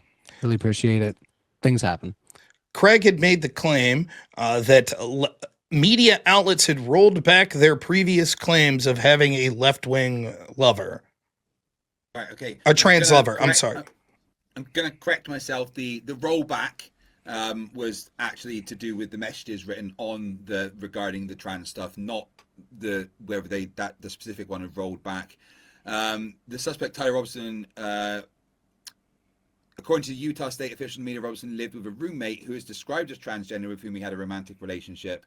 So I will say that I was probably incorrect about that specific thing being rolled back. What was rolled back was whether there was trans motives and stuff written on the bullets. That was the thing that was rolled back. So I was incorrect. I retract my statement. Okay. So the preponderance of evidence shows that this was from a left winger. If we want to stop on each one of these, that's fine. The attack. Although you are making the assumption that because he had a trans partner, he was left wing. That's not true. I know right wingers that are trans. So, I mean, Name me the right winger you know that would have called. I'm not going to tell you my friend's name. No. Let me put it this way: you're telling me that you know a right winger who is dating a trans person that would have called Charlie Kirk a fascist. Yeah. I don't believe you. I don't care if you don't believe me. It's obvious that this was the preponderance of evidence overwhelmingly suggests this was a left winger. Next, attack on the fact that the evidence shows that he came from a right wing family, from a Trump. So did Destiny, from a gun loving family. Yes. So did Destiny. Is he a right winger? All of his upbringing, everything about him was right wing. I just want to be clear. A trans partner, that is literally the only thing that could be classified as left wing when that's not true. That's not true at all. The rhetoric that he's talking about him being a fascist, the people that were interviewed that said that he was becoming left wing, that the trans person was left wing, right? All of this, and the only evidence you have that might not be the case is he came from a right wing family. Are you aware that many children rebel against the politics and the ideology of their parents? Yeah, but do you have any evidence that he did? Because yes, I've cited him and people that knew him and reported and said that he was right wing. I just hope that being left wing. Show me the reports of someone saying that he's right wing. Would show me the reports of people saying that knew him that he was left wing. Okay. No, you can't because there isn't any. Go ahead, Grid. So yeah, there's publicly reported case where right-wing political shooting suspect lived with a transgender partner, and that's, I mean, everything about him and everything, his upbringing, everything shows that he was right-wing. Let's see. Real If I quick. can ask all of you Robinson's guys, parents and relatives described him as having been raised in a conservative Christian household, but spiraling into liberal or leftist views after high school. They cited his adoption of progressive stances on issues like the LGBTQ+, environmentalism, and anti-capitalism. One family member told local outlet, i.e. the Arizona Republic, that he had become radicalized online by left-leaning content, including exposure to socialist influencers and anti-conservative rhetoric. That's from The Independent. He posted pro-Trump and anti-liberal memes on social media accounts. Investigators recovered writings expressing anti-government, anti-immigration views, plus conspiracy material linked to far-right message boards. No evidence he had any connection to Antifa, BLM, or leftist causes. Prosecutors described his beliefs as anti-government and extremist in nature. What are you reading that from? From gathered reports. And honestly, this is the AI overview in Google. But it takes, the links I can go. I don't know what to say. I don't know what to say under this. I'll make 2 points on this. One, the interrogation that you'll do with this obvious attack that came from someone from the left wing on Charlie Kirk, one, shows the audience just how far you're willing to go to downplay left wing violence. And secondly, the fact that you're willing to look at this as charitable as possible to deny the reality. And yet, at the same hand, the evidence you have for right wing violence comes from sources which I've already read to you are laughably inaccurate in how they characterize right wing violence, and you haven't done any interrogation on that data whatsoever. You've just taken it at blind faith and said, this is what they say, therefore it must be true. Shows that you're not interested in actually dissecting the actual motivations and having a serious conversation on this. No, that was a bunch of assumptions you made, which I'm just going to dismiss because they're assumptions with nothing else behind them. Your feelings, let's be clear, your feelings are not important to facts. I do not care to argue with left-wingers on points that want to argue I'm not against. A left-winger. Okay, let me say this. I'm so sorry. I do. So you can keep saying I'm a left-winger all you like. That is your way to try and poison the well and get out of the conversation. The very same way you poisoned the well at the beginning by going, I don't trust all of the data. Before we you don't just trust talk, any of the data. Before we just talk about what each other, research. we're just having discussion about what each other thinks. Let's move back further in the timeline and talk more about the attempt on Trump's life and how that was portrayed in the media as well. I think there was 2 attempts as well that were officially reported. But if there's something you want to wrap up there, Robert, go ahead.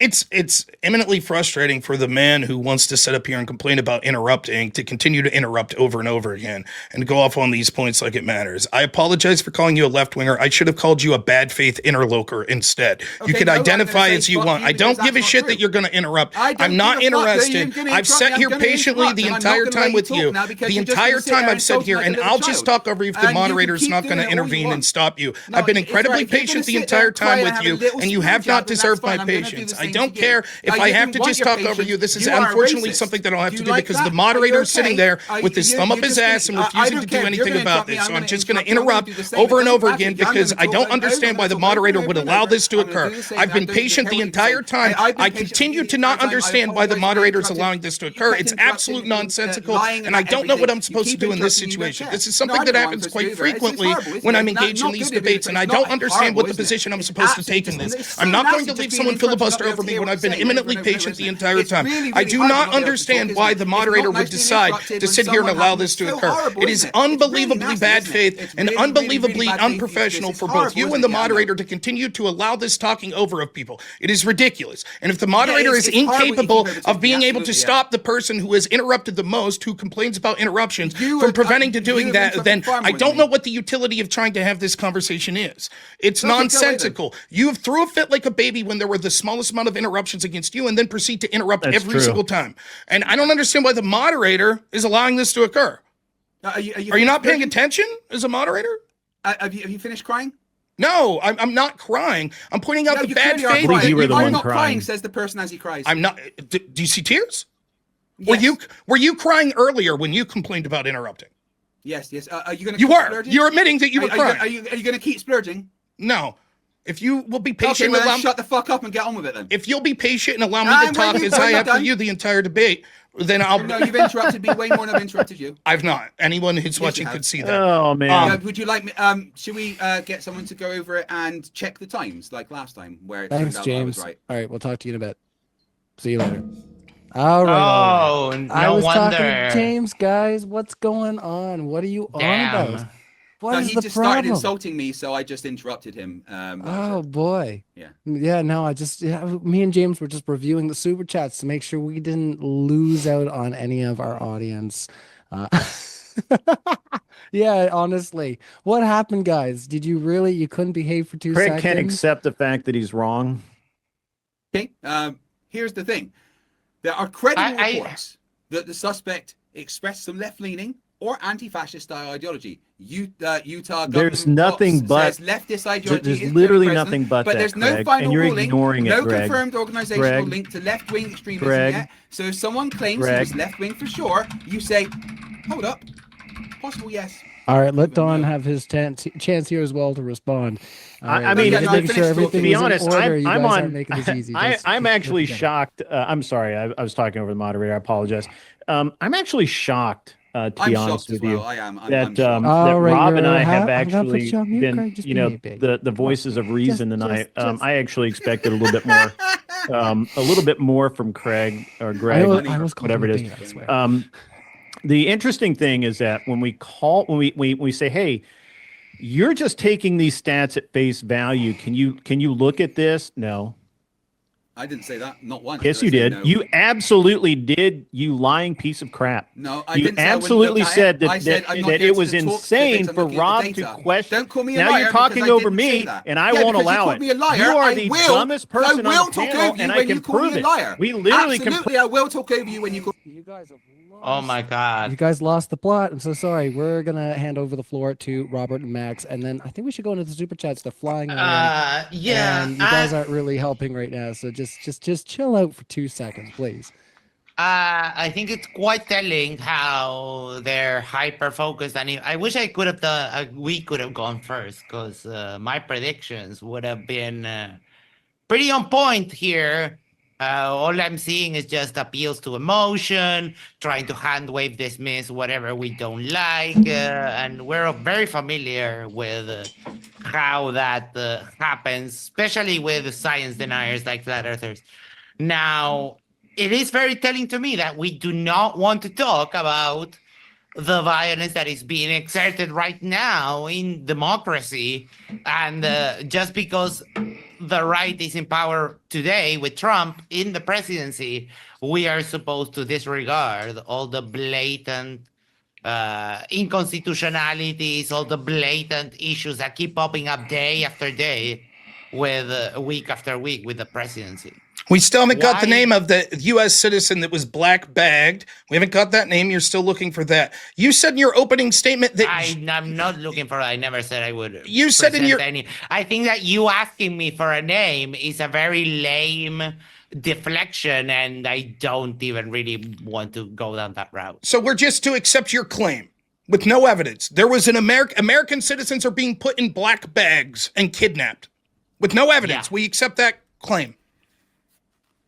Do you doubt? Yes, I doubt it. Incorrect? Is it incorrect? Yes. It is absolutely incorrect. Now, Okay. follow-up Not question. one, there hasn't been one case of an American citizen being black bagged by ICE. Are you saying that? Is gerrymandering prove it. violence?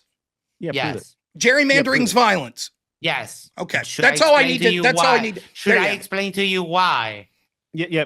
Prove that there's Because a the black bag. carving of the election, the carving of the election districts to try and gain an advantage, trying to game Prove the it. system by Prove carving. it. Prove it. Prove that one person's been black bag. Give us the name. Give us the photos. Give us the video. I'm sorry, Something but, other than you saying it happened, sir. I'm sorry that you're having a hard time keeping up. I'm If I sorry was that you talking have about no something proof else, and you just rely on running your mouth. Please post a video, give me a picture, throw out a link, whatever. I want the proof. You said you had the proof. I know I didn't say that. You You filthy said liar. you asked us, and we said no, that's not happened, and you said yes, it is, and so now I'm asking for the proof of it, sir. Yeah, sure. So the way Exactly, that- you have no proof. You and Greg have no proof of anything what's my name? except for some made up. I'm pretty sure that his Greg. by name the is FBI. actually. I'm pretty sure that his name is actually Craig. So maybe you didn't read, but okay. So what I was telling you is that Yeah, do I they're consider fucking crazy. gerrymandering? And this is going back to the topic that we were discussing before the cut. That there's very different levels of political violence. Do I think that carving out districts to try and squeeze the most out of what I mean, it's a whole other debate, but what is kind of a little bit of a broken electoral system that you have in the US, do I think it's violence? Sure. Is it equivalent to try and topple the government? Of course not. But it is still political violence. You guys really want to avoid. I love the rambling nonsense, but I just want to really know about the black bag guy that you were talking about. I don't give a wanna fuck. know. Yeah, because you made that shit up. The left last year alone, the left in the United API States, identified- the left last year in the United States alone killed 10 million right-wing babies. Oh, I love this. So the API identified multiple okay, examples. that's Not because- not abortion, not Are you abortion, doing- not are you abortion. doing- They killed 10 million 3-year-olds. 3-year-olds. Yes. Oh, this is gonna be good. Okay, elaborate. I'm telling you what they did. They literally took firearms, put them to the temple of 10-year-olds and executed them. So you acknowledge that the I'm left sorry, wing is 10 worse. 10-year-olds, you just said 3-year-olds. 10 million 3-year-olds, I'm sorry. Okay. So you'll acknowledge the left is worse, correct? Do you what are we doing here right now? What incident are we even talking about? I don't have to provide proof to you. It just happened. Oh, okay. Now, do you see how nonsensical this is? If I just make a claim, they're right on the same level. Yes. yes, both are making an outlandish claim and refusing to provide evidence to back it up. Yeah.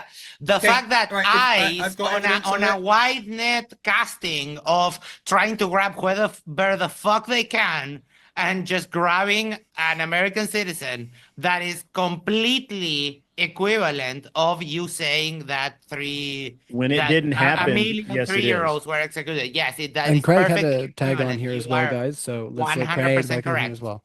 Yes, Craig, Craig you had wanted his to hand say, up. Thank you, Craig. yeah, you're doing. That's the honorable way. So go ahead and add on to that if you can.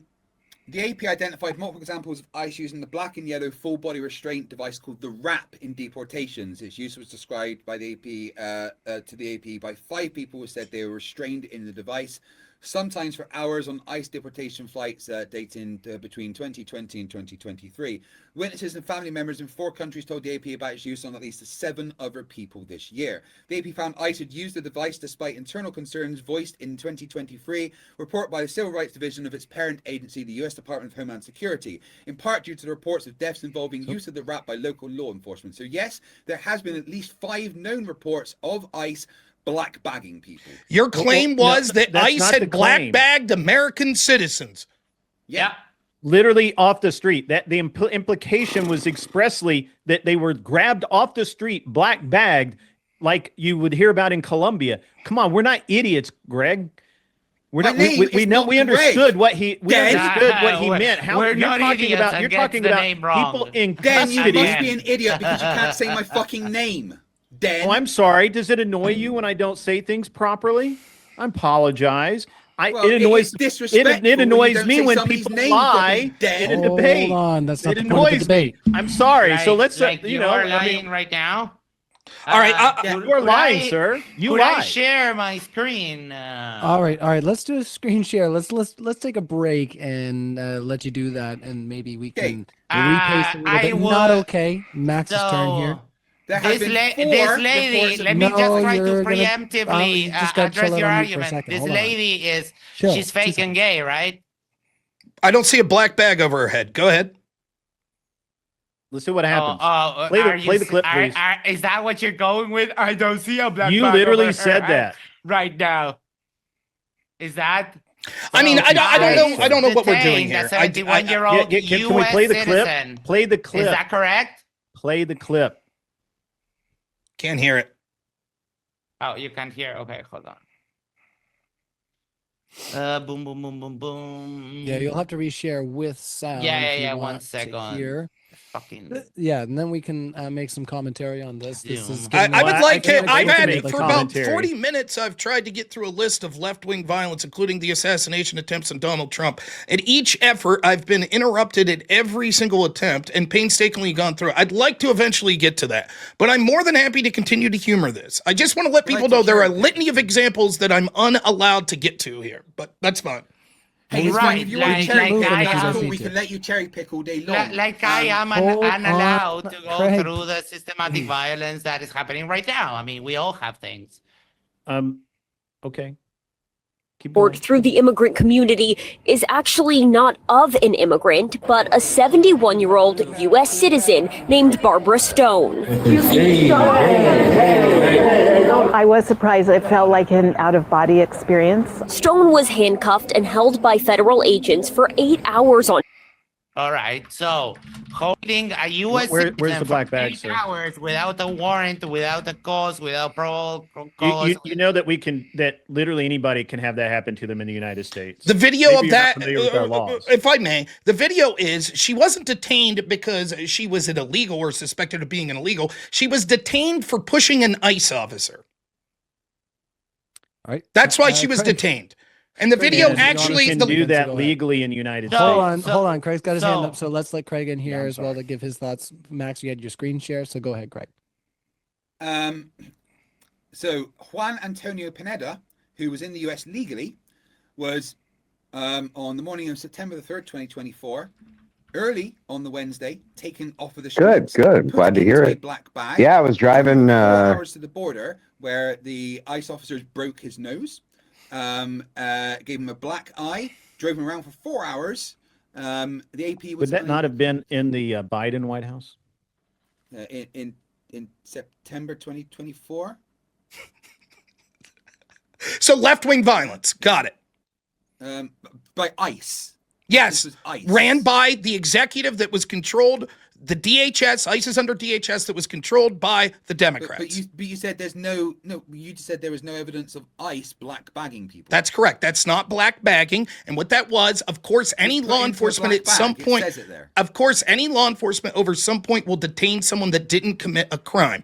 What you were implying Why? that there was serious amounts of current right-wing under Donald Trump ICE just grabbing people off the street that were American citizens and putting them in black bags. That's not occurring. The one I example didn't that you've say given, that. real quick, the example that you've given is under Joe Biden. That's the example you've given. Now, I would like to address Just from sort of what ICE. I patiently waited to talk about. We had the Charlie Kirk assassination. We had attacks on, by the way, that was celebrated by tens of thousands of lefties. We had the attack on ICE that killed 2 detainees. We had the July attack on ICE that injured an LEO officer in the neck. We had the shooting into an ABC affiliate. We had the Chaz Chop Zone. We have all of the ICE riots that we see. We have the BLM riots. We have Michael Reinhold killing a Patriot Prayer member and self-described Antifa member. We had Steve Scalise shot. We had the Tesla attacks that were going on. We had Luigi Mangione, who killed a United Healthcare CEO that was celebrated by almost 50% of people that self-identify as Democrat. Josh Shapiro, the Democratic governor of Pennsylvania, Helm firebombed by a radical pro-Palestinian activist. Rand Paul was attacked at one point by his neighbor that was celebrated not only by random people on the left, but actually by Democratic journalists. I believe it was Nicole Wallace that said it was her favorite story of the year when Rand Paul got his ribs broken.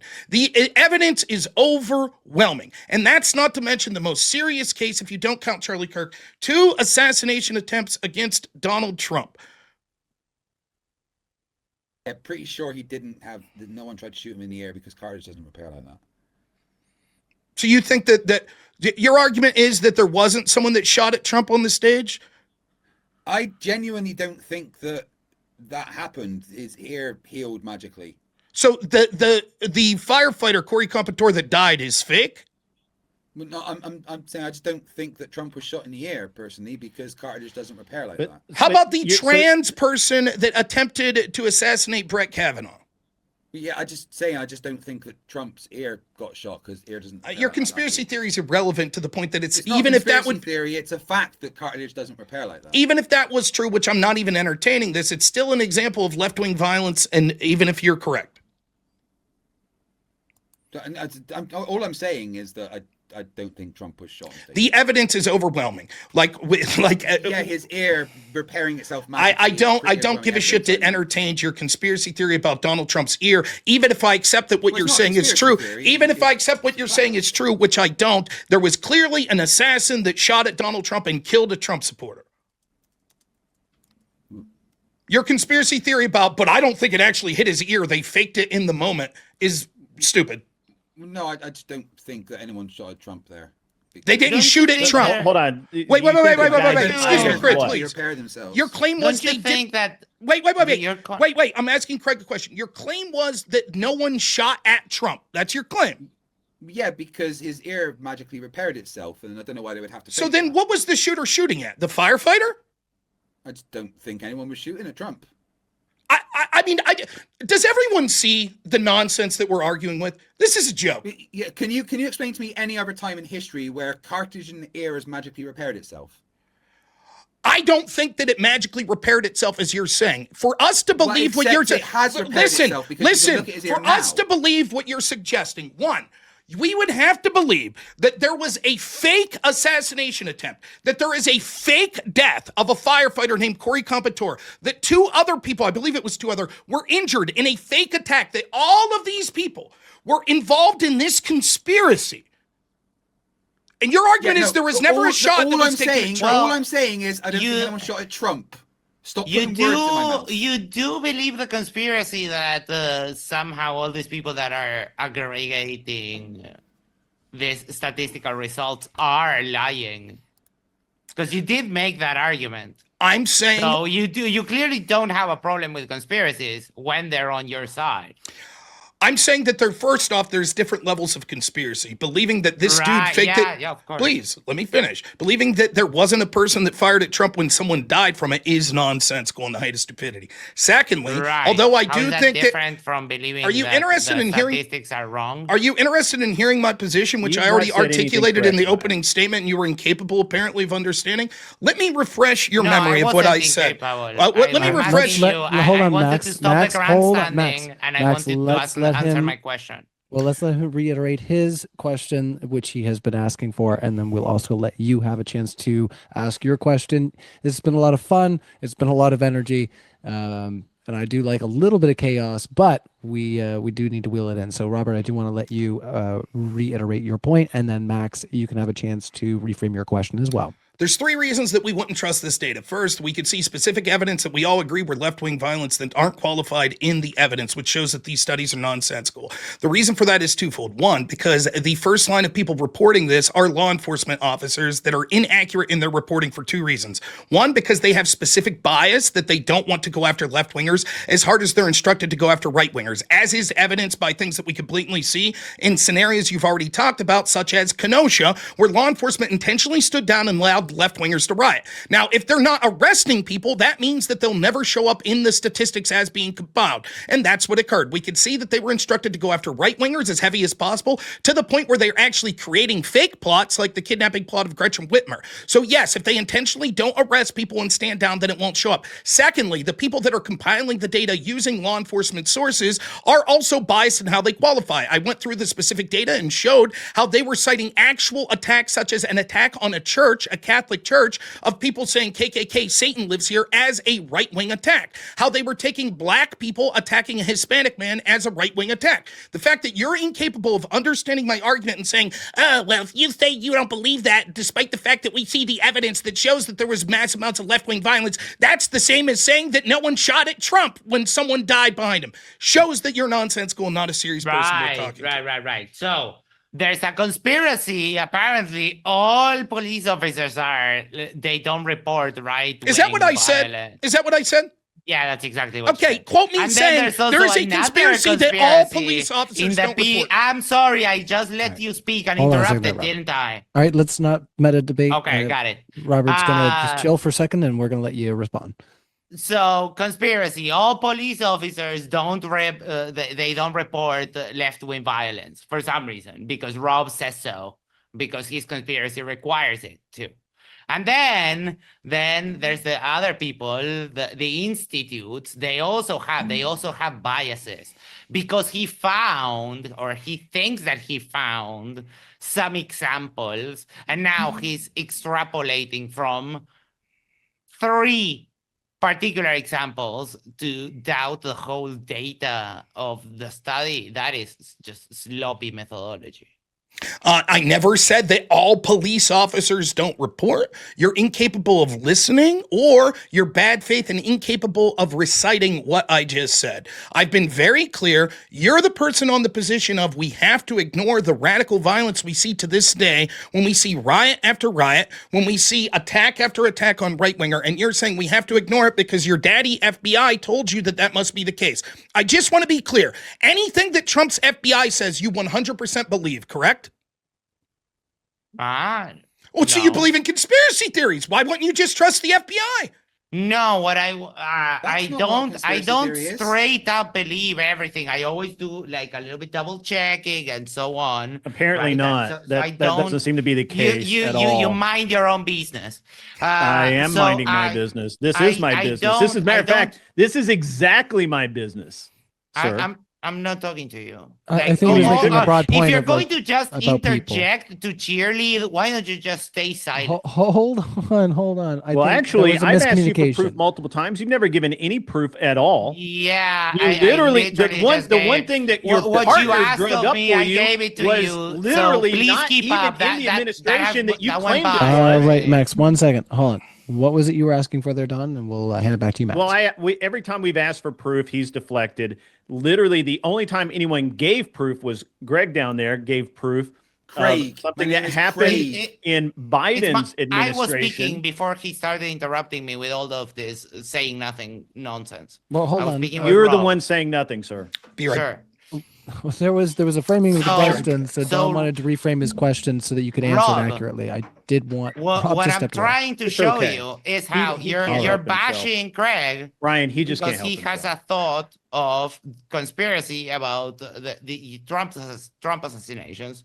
That's fine. What I'm trying to highlight is that you have the same thing when your thought requires that left political violence goes unreported by police officers. But we gave you examples of how that happens and why. It's literally documented. You said a bunch of stuff. I haven't seen any example. No, we did not just say a bunch of stuff, sir. Yeah, I don't know if you know how said a evidence bunch of stuff. You said a bunch of stuff that didn't happen, and your partner had to prove it out for you. I don't know. And you still haven't proven anything. Not one thing. Sure. Not one thing, sir. You got it. You have not proven anything. You made claims, but none of the claims you made are true. Stroke it. It's okay. It's gonna be fine. You can keep you can keep doing what you're doing, but it's irrelevant. You're saying nothing. You're interrupting me to say nothing. Nonsense, sir. So, Rob, what I'm trying to highlight here is that what you're criticizing of Craig is you have the same problem in your argument. Your argument requires conspiracy too. Why should we give any credence to your conspiratorial argument and not Craig? I gave you very specific parameters early on. I asked Rob. Okay. Rob's going to tell you the same thing. Dan, could you just be quiet? We're not talking to you.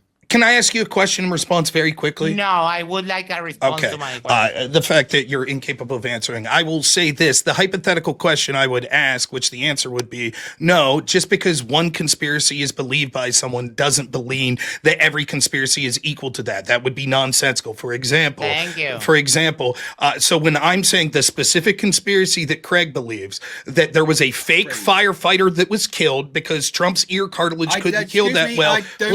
Please stop interrupting, please. You said specifically that no one shot at Donald Trump.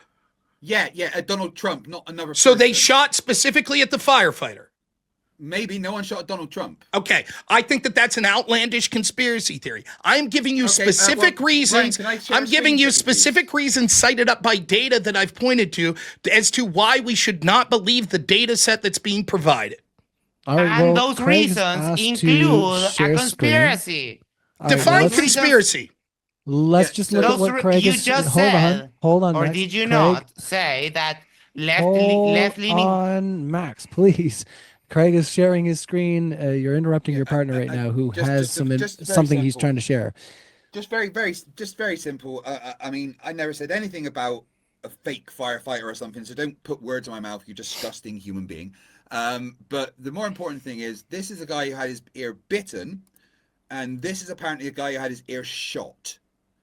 I mean, call it a conspiracy theory if you like, but I mean, bitten, many years later, most ear still missing, shot about a year ago, ear completely fine. Either this dude's Wolverine or no one shot him in the ear. That's all I'm saying. I'm not going to entertain this stupidity and the idea. I think that if there was any justice, by the way, by the way, let me ask you a question. Do you think that Alex Jones deserved the fine he got for his claims at Sandy Hook?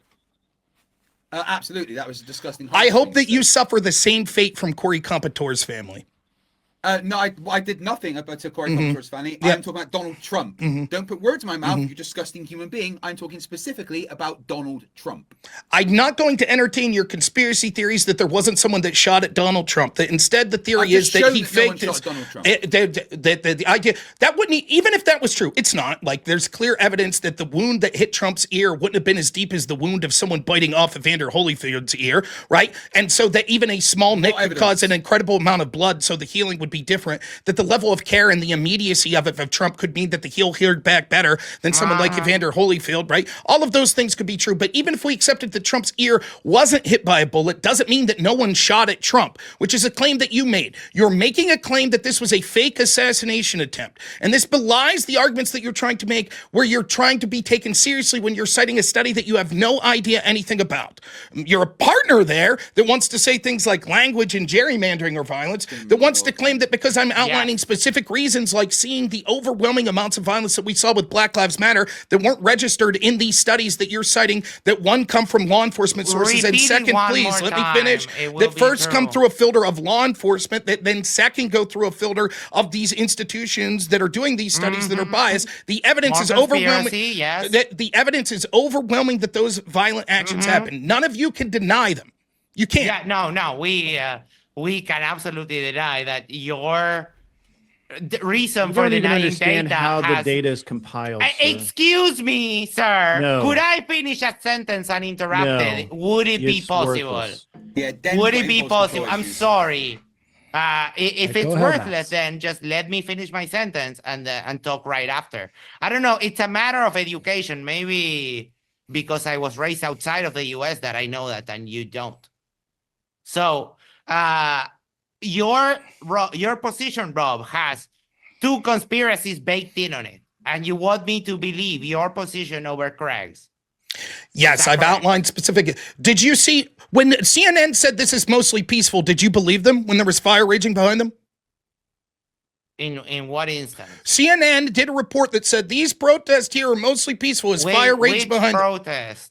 There was. Are you aware that there was a protest during Black Lives Matter, that there was fires behind the reporter, and he said that it was mostly peaceful? Are you aware of that?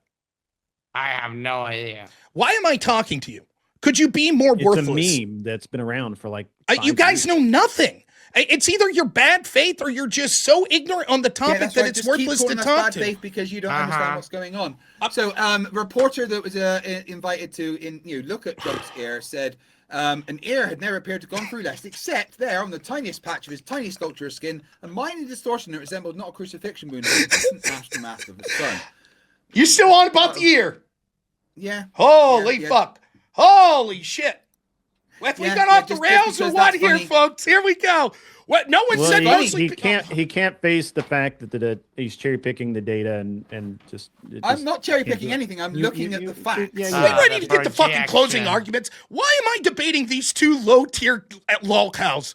What the fuck's the point? Is this the best we can do? Well, it is low tier. Look at you, the Trump fucking cult members. It's incredible. Well, you're the one that pulled up a Biden happening to illustrate your bias against Trump. That's a dumb. I mean, come on, man. You're liars. I was what is specifically wrong with mentioning you? ICE. What is wrong with you, Craig? ICE. Greg, whatever. I don't know. I specifically mentioned ICE. Is lying just something you do all the time?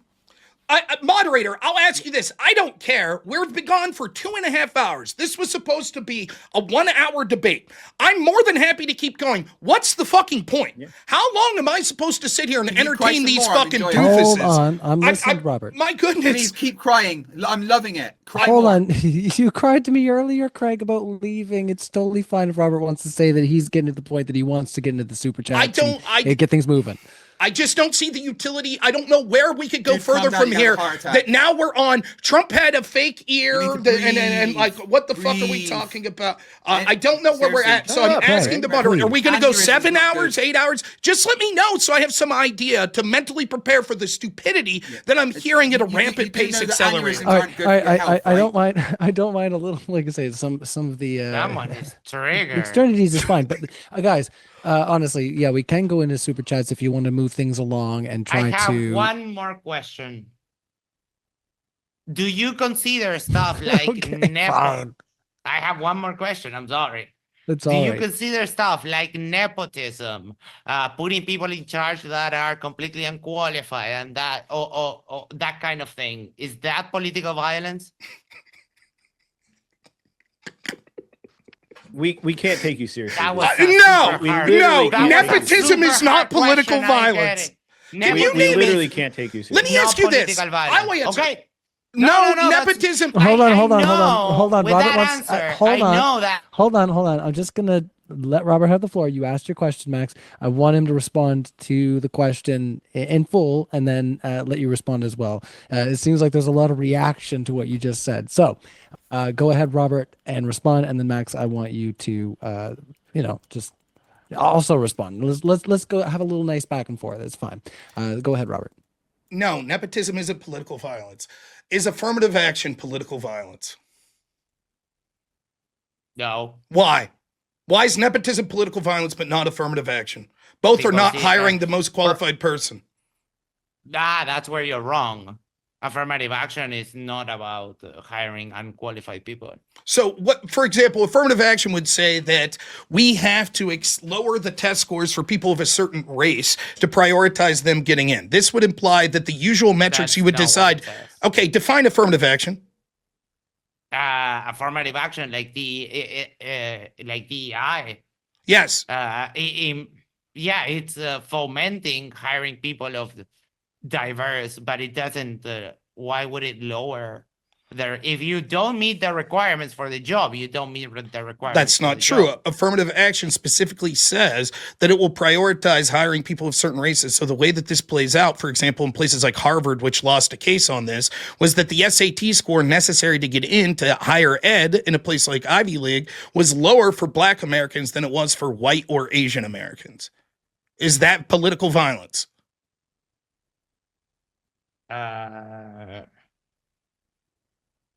When on an institution, when you're talking about hiring, no. Why would it be political violence when Joe Biden an institution?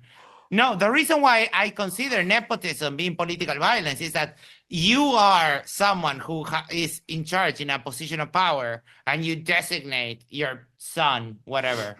Right? That is political violence, not affirmative action. I don't know when gerrymandering's political violence and nepotism's political violence. We never go to finish that. We never go to finish that.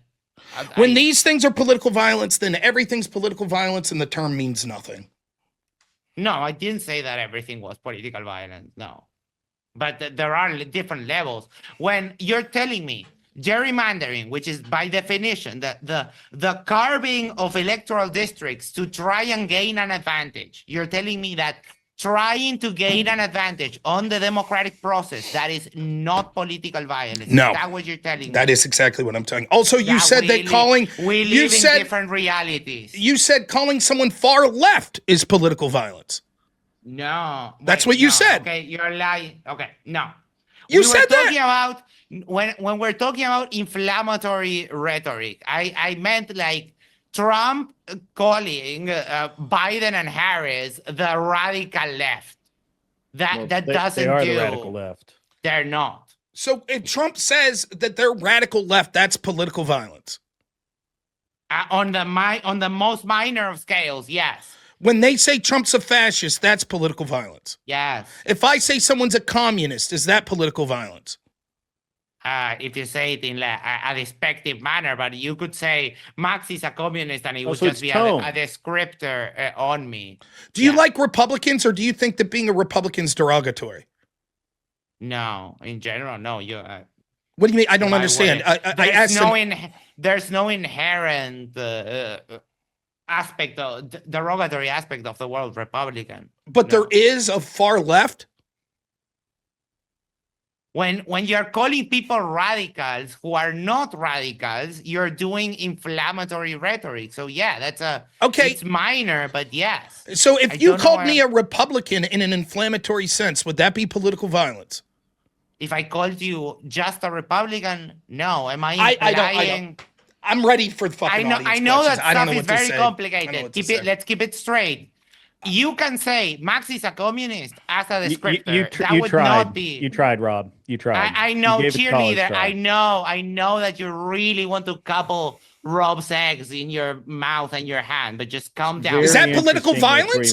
Did you just do political violence? That was inflammatory. That's violence. That was violence. I'm just mocking him for being a cheerleader. But isn't that violence? Seriously, did you just enact violence? I'm asking you a serious question. When you insulted him like that and implied some sort of sexual impropriety, is that violence? No, impropriety. Why? No. You accused him of a sexual orientation and wanting to commit sexual acts on me. I accused him of cupping your balls. Okay, so you accused him of touching me in an area that normally would be reserved for sexual in an inappropriate way. Is that political violence? That sounds inflammatory. Yeah, sure. Are you denying All right. So now, what I'm trying to tell you is that yes, it's not not really that big of a deal when we're talking just rhetoric.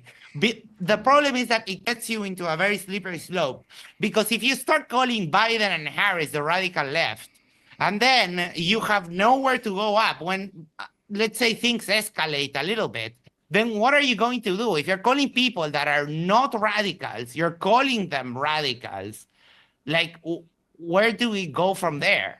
I'm ready for audience questions. I'm done interacting with these two. I don't know what to say. All right, we're ready for audience questions. That's been asked. Hold on. I don't want to. Hold on, Max. I didn't mean to put you on mute, but I did. We have to go over to the audience questions. There's going to be more time to discuss later on. I know you've got your own thing going on that you discussed earlier. So we are going to ask the audience questions. I got the ones from earlier. So thank you to our panel for a very lively discussion. Honestly, we didn't expect anything different. We're talking about political violence. So, I mean, honestly, having the discussion couldn't possibly be worse than the actual violence itself. Come on now. Yeah. So many sensitive people out there, honestly, but I do apologize, for the crash out on the stream there. No worries. Yeah, we lost a connection for a bit there, and I'm glad that there's a lot of people that retuned in. Make sure that you hit the like button if you haven't already. We have a new stream up and running. There's only 80 likes so far. Brian, so go ahead. Before you go to that, James wanted me to put together he thinks I've got a flyer or a video or something for the event that I'm doing at DebateCon, but I don't. So I'll just talk about it if that's okay. Sure. If you want to talk about DebateCon, you can do my housekeeping for me. So let's talk about DebateCon. On the Friday before DebateCon, I'm having live debates, not the religious topics that you guys are doing. We're doing political and social issues. It's my treat. I'm paying for everything. I've got the venue. I've got I'm providing food. Just show up. We got a pretty good list of debaters coming in to do that. I think James is going to try and make an appearance. He said his time, we're going to be very busy. Andrew Wilson will be there. Jake Rattlesnake's going to be there. A bunch of guys are going to be there, and not debating. The debate card is still being fleshed out. Rob will be there debating though. Greg, will you be there? Debate? Do you want to come and debate? Oh my fucking God! It's Greg. Yeah, did you say my name correctly? Dude. He's trolling you on purpose as well. No, but he just looks like a fucking senile old man. Well, I will be He in. thinks he's Well, trolling. He handsome thinks he's super being Reacting slick. to it is just But sad. it, No, it's I'm just like it's just So, him lost in the nursing home. he knows. He knows. All right. So Craig, are you gonna entertain the invitation here, or shall we move You're into Super certainly Chats welcome. before Robert Uh, crashes out here as well? I shouldn't say crash out. That's a bad term online. But You guys do what you crash gotta out- do. I'm doing other crashing shit out- on my phone. You guys are good. Go I for was it. gonna say, as a father, crash out usually means like you fell asleep on the couch. All right, just Right. All right. So, yeah, Craig. I don't know if you want to ask to get there a little earlier, or if you're going to be getting there right on the wire. Maybe you could entertain that. We'll let you guys talk in your own space, Yeah, though. I I'll do want to ask the be super in, chats. I'll be in Chicago from the 7th to the 9th, in Cleveland from the 9th till the 14th, and then in Nashville from the 15th to Okay. the 17th. So Yeah, if, so if it meets up, dude, I would. Hey, let me just say, any hostileness, whatever, it's just fun. Yeah, right? absolutely. But Yeah, let absolutely. me be clear to Rob, though. Rob, I'm a little bit emotionally unstable right now because my mum died a week ago. What's your fucking excuse? My excuse is I'm dealing with two fucking goofs that aren't worth my time. Right. That's So it. basically, you're unable to emotionally regulate yourself for Well, no hold on, reason. Greg. Cool, good story. Craig. Oh, he's Craig. so Craig. busy. Craig, the invitation's there. It's on the 14th. I start at 10 a.m. We're going till midnight. We got debates all day. We're providing food. We do whatever, just it's free. You don't have to pay anything. You just show up. Sorry? Let me check my flights. Rubik's, what time's my flight into my assistant to know? Rubik's, what time's my flight into Nashville? Is it on the 14th we're getting there? We're 20 minutes from the airport. Wait, is the hotel's at the airport, right? We're 20 minutes from audience questions. Yeah. Rob, just Robert. chill, dude. You need to take a chill. hold on, I feel Robert. very I'm chill. We're sorry, talking about Rob. DebateCon. I love talking about DebateCon, but yeah, we do need to move in. If you do want to purchase tickets, we do have them in the live description there. AM or PM? Hey, look, and also, 10 a.m. till wife midnight. of Andrew Wilson hanging out, Rachel Wilson. Raquel! Yeah. Hello! Rachel! Oh, me and Rachel, come on, let's do it. Now who said somebody's name incorrectly? All right. Raquel, listen, I am the one that challenged you on Twitter on your derpy feminist views. Okay. I Well, would either love way. to talk to you about that. I will be debating Rachel Wilson at DebateCon on the 17th. Is that the last day? Whatever the last day is. 16th. Yes. 16th. Right. Then I get into Nashville about 4:30 p.m. on the 14th. You said it's going Swing to on midnight? by. All right. We'll Now, feed if it all works out, I'm going to be tired, and it really depends on how my health is with my leg and stuff. But the invitation's appreciated, and I would gladly come and teach Rob how to be a bit calmer. All right. Well, we're going to move on to the invitation's audience open questions. to anyone We know. with the DebateCon ticket. Anybody that has a DebateCon ticket, the invitation's open to you. Well, I don't have a ticket. This I'm a event debater. is that this count? is this event is in support of DebateCon, not to detract from it. And also their With it. speakers. Is that right?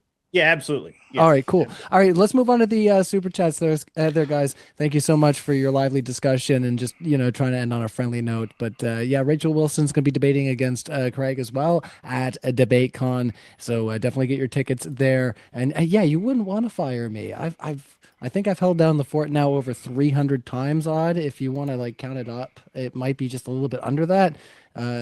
We've brought, between me and James, we've brought a lot of debate entertainment throughout the last almost 3 years that I've been participating with this project. So I do appreciate my time at Modern Day Debate, and do hope that you guys check out the link in the description there for those tickets. Emperor Fat Ass Dogs 69, our first super chat. We are there. How can the left? Wait, hold on. I've claim- got something else. Can we just Shut the fuck up. All right. How can the left claim they are less violent when they are pro-choice? Abortions kill more people every year than guns. Do you want to take it or can I? Oh yeah, this that's not killing a person, and abortion is a better option than leaving children to rot with no care when they're alive.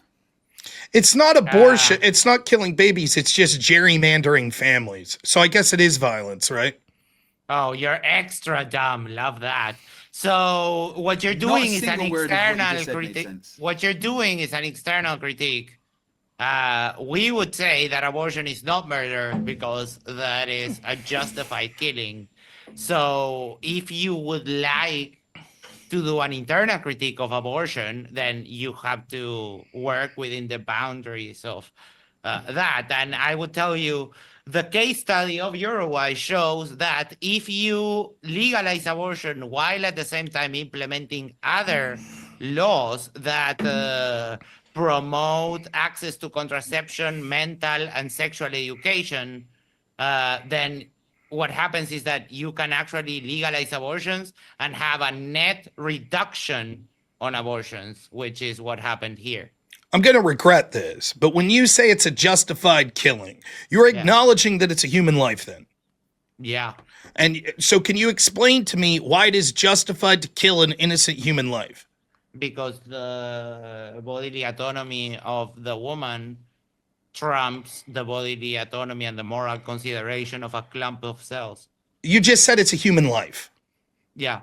Okay, so I just want to be clear. The argument is her bodily autonomy. Do you think that bodily autonomy extends to, like, your labor? You give that voluntarily. Well, no, not necessarily. It's still your autonomy. You could choose whether or not where to work, when to work, how to work, correct? Yeah. That would That's include. what I said. You give that voluntarily. Okay, so that is bodily autonomy. So if a mother of a 1-month-old says, you know what, this is affecting my bodily autonomy now because I have to be here to provide for this baby, and it would affect me psychologically to have to give the baby up for adoption, so I want to kill it. Should she be allowed to do that for her bodily autonomy? No. Why not? Because the bodily autonomy supersedes the bodily autonomy of the fetus, because they're attached to one another. Once that baby is born, there are alternate ways. You do not have to kill it. It wouldn't matter. So That's still what you would acknowledge, that would violate the woman's bodily autonomy in the form of psychology. You don't get bodily autonomy once the umbilical cord is cut. You don't get bodily autonomy. But you don't have a reason why that principle wouldn't extend, right? The principle of bodily autonomy is that the woman gets the right to decide at all times what to do with her body, whether it be physical or psychologically. And please, let me finish. And then we could say that it would be necessary that it would affect her psychological or emotional bodily autonomy if that baby was then given up for adoption. You say it's okay to violate her bodily autonomy in that instance. That's only in this case of a wildly hyper-specific hypothetical. But the moment that you separate baby and mother, why would you consider her bodily autonomy as affecting? Once you agree to carry past the abortion window, a woman acquires some inherent, a woman and a man also acquires some inherent responsibilities for that. Sounds like a bunch of. Okay, let me rephrase it this way. Maybe this will clarify my point. If work is bodily autonomy, the woman could volunteer. If a mother allows her 1-week-old at home and goes out partying for a week and comes back and the baby's dead, should she be arrested? Yes. Why? Her bodily autonomy was she could do what she wants with her body. That is, oh my fucking God. I just finished explaining to you how when you're past what we agree is the abortion window, you grab some inherent responsibilities. What's the inherency that it overwhelms your bodily autonomy that wouldn't also apply to once the human baby is in the womb? You also have responsibilities there. Why are you allowed to kill an innocent human life? Because we agreed to that. No, you did, not me. I think it's murder.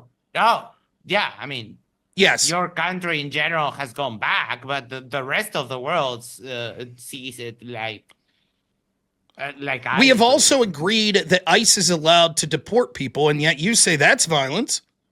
Yeah, again, you're lying through your fucking teeth.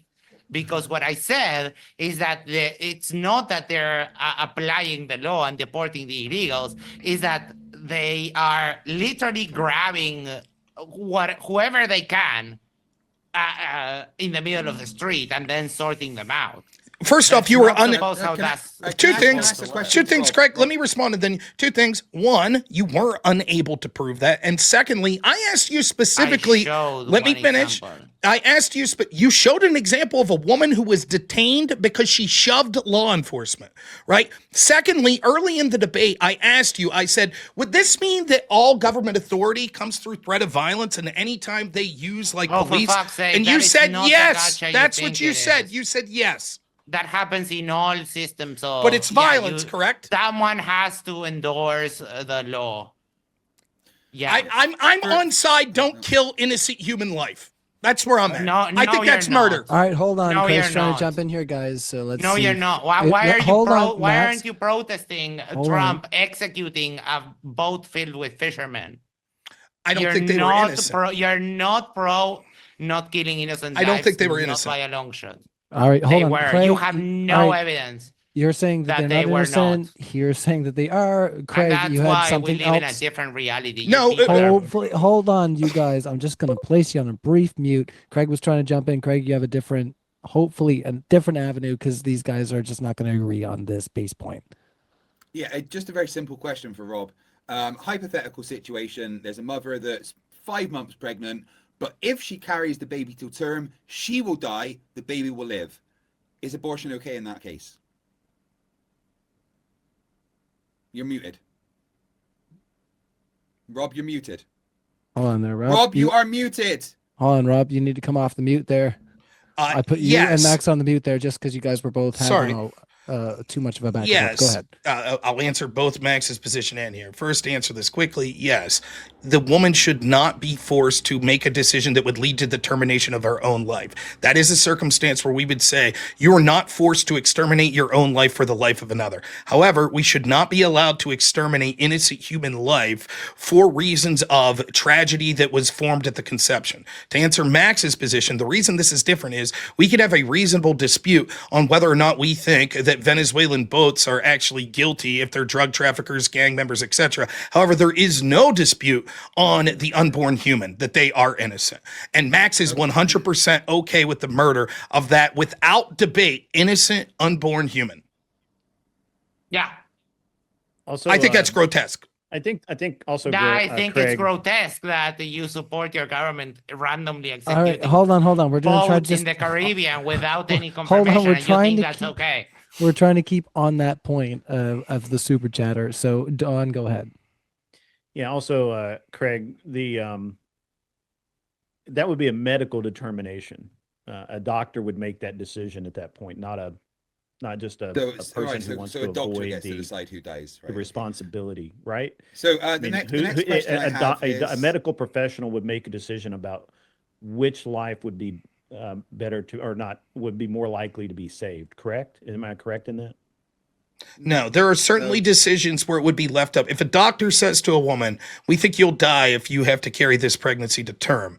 However, we could try to do that. The doctor would do that. At that point, it's up to the woman. And I don't think that the Sure. woman should be forced to carry it to term if it would mean the death of her. okay. Very Fair enough. specific question for you, Rob. A woman gets raped, gets pregnant, never had any intention to be a mother, is not financially able to be a mother, doesn't want to be a mother, doesn't want to go through childbirth, has no intention of that ever happening. She never had the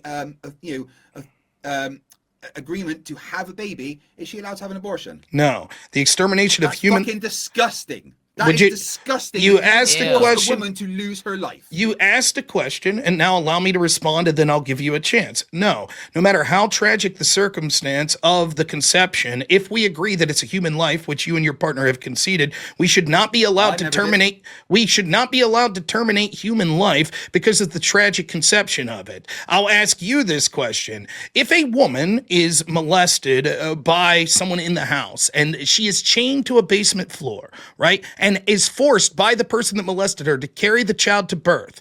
And then the day that she has birth, she is rescued by the police and she says, I can't bear to think that that horrible act of SA that occurred to me created this child. I want it terminated. Should we terminate the child?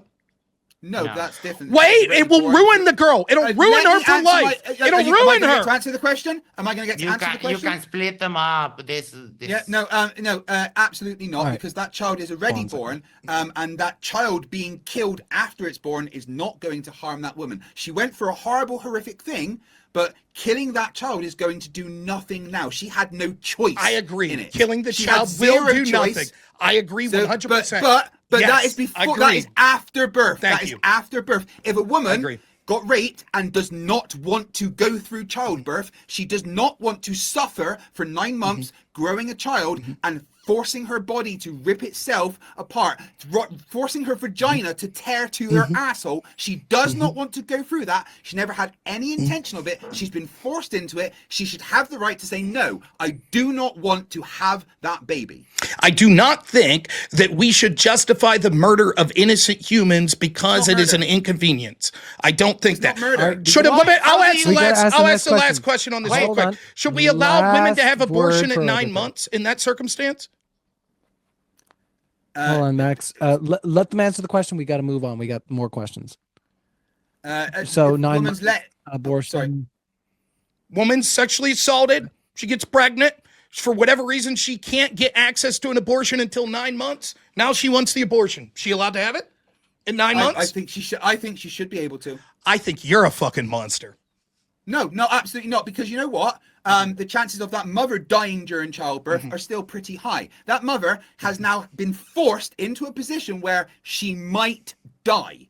Third trimester Because she never abortions. wanted to. Third She trimester- never wanted to be in that position. That child is a product of rape and probably was going to have the worst fucking life you could ever have. The best thing for that child and that mother and society is to not force that mother to go through the trauma of having a baby she never wanted and possibly dying. All right. Two We need to things. ask the I'm going to que- we need respond to this ask real the next quick. question. Real quick, I'm going to say this. One, like, that's offensive to anyone who was conceived in rape and is now a valuable human being, saying that, well, we should terminate you because your life would have probably been shit. That's a slap I in the didn't say face to we them. should terminate. Secondly, I didn't say we secondly, should. Do not put words in my mouth. I did not say we I'll should. answer. I'll finish. Secondly, All right, you third heard your trimester abortions are also incredibly risky to the health of the woman. So it's non-unique. Your claim, well, we shouldn't have, at 9 months, she shouldn't be forced to have birth 5 because it could seconds be up. detrimental to her health. The same is true of the abortion at that point. I do want to try to can move you just- guys out of can here just do in what he some said. time. Hold on, Max. You're talking over me again. I'm sorry, Max. I got to put you on mute. You can take yourself off mute, but yeah, we do have to move on. There are so many questions that are related to the actual topic of this evening, and I do want to get you guys out of here in a good time. Unless you guys don't want to get out of here in a good time, that's up to you. I mean, it's only 4 a.m., you know. I've only got the gym in 4 hours, dude. It's cool. Oh, well, I do want to give you guys a chance if you would like to just, if you want to step out and use the washroom, have Toilet, yourselves yes, a please, drink. one moment. Yes, if back. you need to use something of that variety. I don't expect everybody has their streaming catheter in, but if you do, guess you I'll go to know, the bathroom hang out first. with us for a second. Okay, yeah, no worries. Yeah, I was gonna say, I thought he was gonna I tell remember on when I himself looked for a like Rob. second there and say, yeah. No, I don't know how some streamers get by with hanging out for as long as they do without. You mean like using when I the did a washroom 72-hour or- stream a few months ago? Right, you know what? I hear that your streams are the longest, okay? Whether they're in the bathroom or on YouTube. All right. Anyway, we have more super chats that we're going to ask. Of course, we are so sorry once again that we had to reroute to a different stream. We are happy that there's a lot of people that are tuning in. Once again, make sure that if you know that our people are that were watching before, they know that we're still hanging out here live and we're answering your questions. And yeah, I will say once again, we do have a live event coming up. James is going to be there as your sole and main doctor moderator of modern day debate for the Modern Day Debate Con. So that's in Nashville, Tennessee. It's Saturday and Sunday, November 15th and 16th. So that is a 2-day event. We have tickets linked in the live description. And if you get there a day early, Dawn is also inviting you to a dinner if you have tickets to Modern Day Debate. So there's all kinds of stuff going on that is just being incentivized by the fact that we have been doing what we are doing. And Dawn is feeling inspired to like I say, host those people, and we do appreciate your support of the channel as well, Don, for extending that invitation to the supporters of our channel. So, yeah, do check out those tickets in the live description. James has also put it in our live chat and has linked it in there. So let's carry on with our questions when Max Can I just gets quickly back. read the chat as Rob is here? This is kind of to him. Someone in my chat says, I came into the world unwanted by very horrible parents. They didn't get an abortion due to religious reasons. That is bullshit. They should have aborted me. I mean, the fact that this person is someone who's suicidal is tragic. And what I would That's not suggest, suicidal. please, let me finish. What I would suggest to them is that your life probably has value and that you should go to church and find Christ. Yeah. Oh, God, why? Christ is not a real thing. All right, we got to move on. Don't make me put you all on mute. Yeah, okay. I appreciate that. If I put Craig on mute and he's just having a good chuckle, then we're in good odds, right? You're fine. Yeah, why was All I right. muted then? Yeah. Yeah, well, we got to move on. You see, we got so many questions, Craig. We'll be here all night. Trust me, buddy. All right. Yeah, Thank Jolene you says that's to not suicidal, Don, though. Robert. Thank you to Don and Robert, and also Craig and Max for hanging out. We're going to continue on. Even Lord for $5 says, as somebody with asthma, I am envious of Mr. Noir's lung capacity. A question for all debaters. What is worse, high property damage or human damage? I think this is a commentary on what you guys were debating about BLM. Yeah, well, I'm clearly, just going out on a limb there. clearly the answer is human life being damaged or lost is infinitely worse than property damage. And it is a fact, and I'm not going to, sugarcoat this, that the left in America causes more property damage, more arson, more things like that. But the right is far more lethal and with more overall violent actions.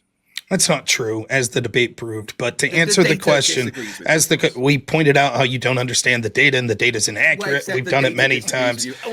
Oh, the data disagrees with you. 2020, how many violent left-wing actions were there? Did you ever get that? That was the very first question I asked as soon as open Well, debate. no, that was the second one. That's I not true. The first one, and then you changed it. That's not true. That was the very it is first true. question I asked. No, it the was the very second first question question. you asked. I mean, I It don't know what was to the say. second Go back and question. look. You were incapable of finding that. Now, to answer the question, it is no, not I've got infinitely those worse. answers. If it's I've a never had a one-to-one thing, if I had to choose between someone taking a life or destroying an automobile, clearly the value of the life is more important. However, we have to look at all these things proportionally. All of us as humans accept the fact that we're willing to take inherent risk when it comes to the idea of protecting human life.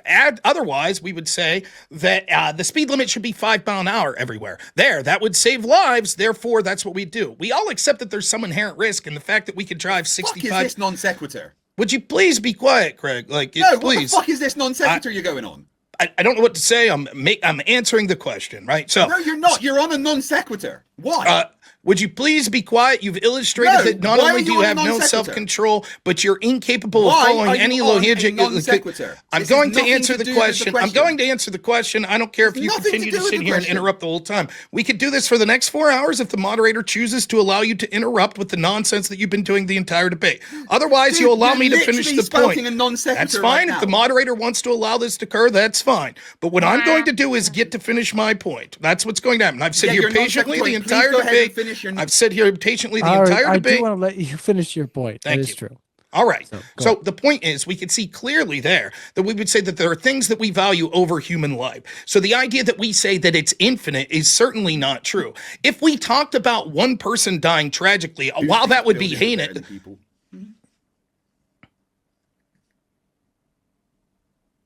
Triggered? Yeah, good. Anyway, you're dumb. You think that buildings are more important than people. Next question. Wait, was that you making noise in my ear? What was that? Did you say something? What's going on? Don't know. Really? I can't with you guys sometimes. I know. I swear. figured out how to shut Oh Rob my up. goodness. Can I give my No, thoughts I on think- that I just want to question? say I'm nonplussed at the moderation, just allowing this guy to spurg out as I'm trying to answer the question. That's It fine. says the Spurg. I now understand. You are the goat of Spurg. I now understand that I'll just sit here quietly until the questions are done. So That's go ahead. probably better for you, to be honest. Okay. Oh my goodness. Hold on. So I don't want to have to mute the two of was you, honestly, about but hold on, Craig. Craig, you're on mute again. No, Max, we got so many questions. Even Lord 7825. And I do like allowing a little bit of back and forth. If you guys can handle it, that's great. But yeah, if you guys are not having a great time, well, then we'll just carry on with questions. Even Lord says, rest in peace, Craig, living in the United Sultanate of Britain. Living in the what, sorry? In the United Sultanate of Britain. United does Sultanate that of mean? Britain. Yeah. I don't know. I mean, I think they're trying to say that there's a lot of Arabs and Islam people Yeah. here, but I mean, I've been all over the UK and I've literally not seen these things that the propagandist media pumps out about Islam's taking over the United Kingdom. It's just simply not true. I live here and it's not true. And you know what? I can say what the fuck I want on social media and I'm not going to get arrested. Watch this. I'm on social media right now. Fuck you, police in Britain. Fuck all of you. Come and fucking arrest me. I fucking dare you. Look, I'm not getting arrested. Everything you morons say about Britain is not true. That's all we need out of that question. So Landon Manwaring says, get him, Rob. I don't know if you know Landon Manwaring, 8790, but they're a fan of yours, Robert. Even Lord, I don't know if you want to say anything to your fan here, Landon. Oh, man. Everybody having a great time, I swear. Even Lord, didn't the ADL call Christianity a terrorist regime? I imagine they meant to say, but Who called Christianity a terrorist regime? The ADL, they say. Can I see a citation to show that they said Christianity is a terrorist regime? Because I just don't think that's true. I'm going to quickly fact check that.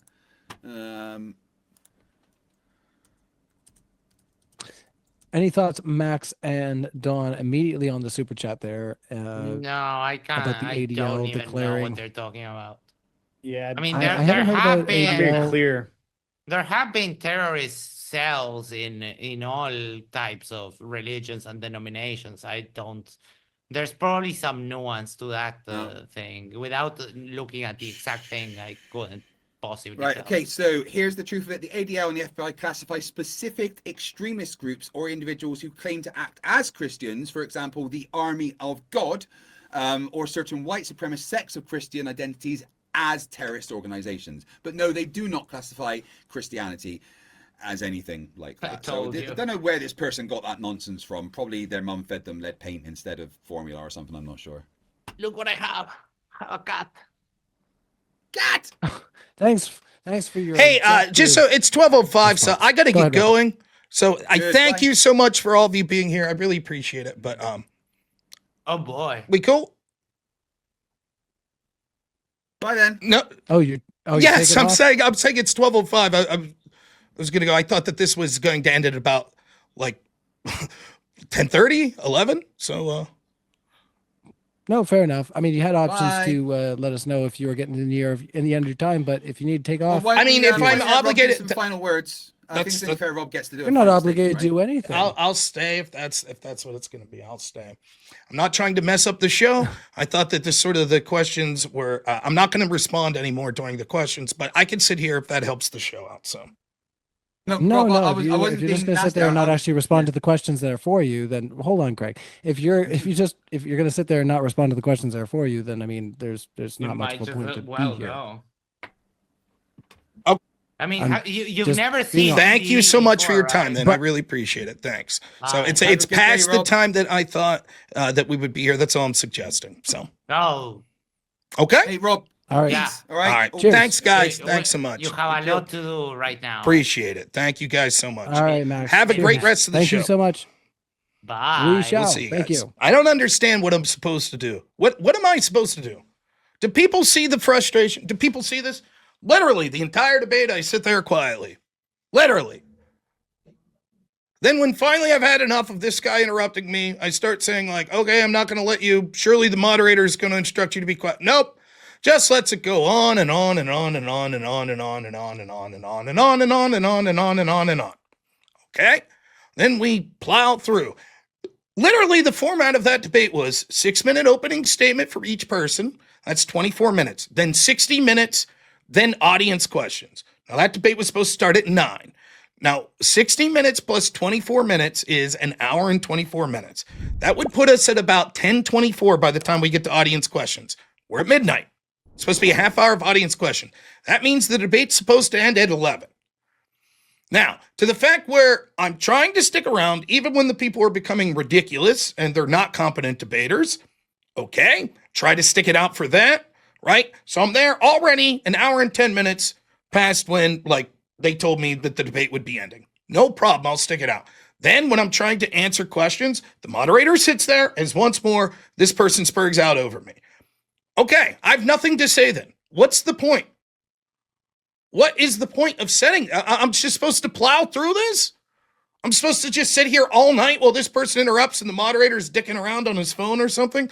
I don't understand. This was the frustration that I was talking about last week. What is the correct response from me here? What am I supposed to do? I don't understand what I'm supposed to do in this situation.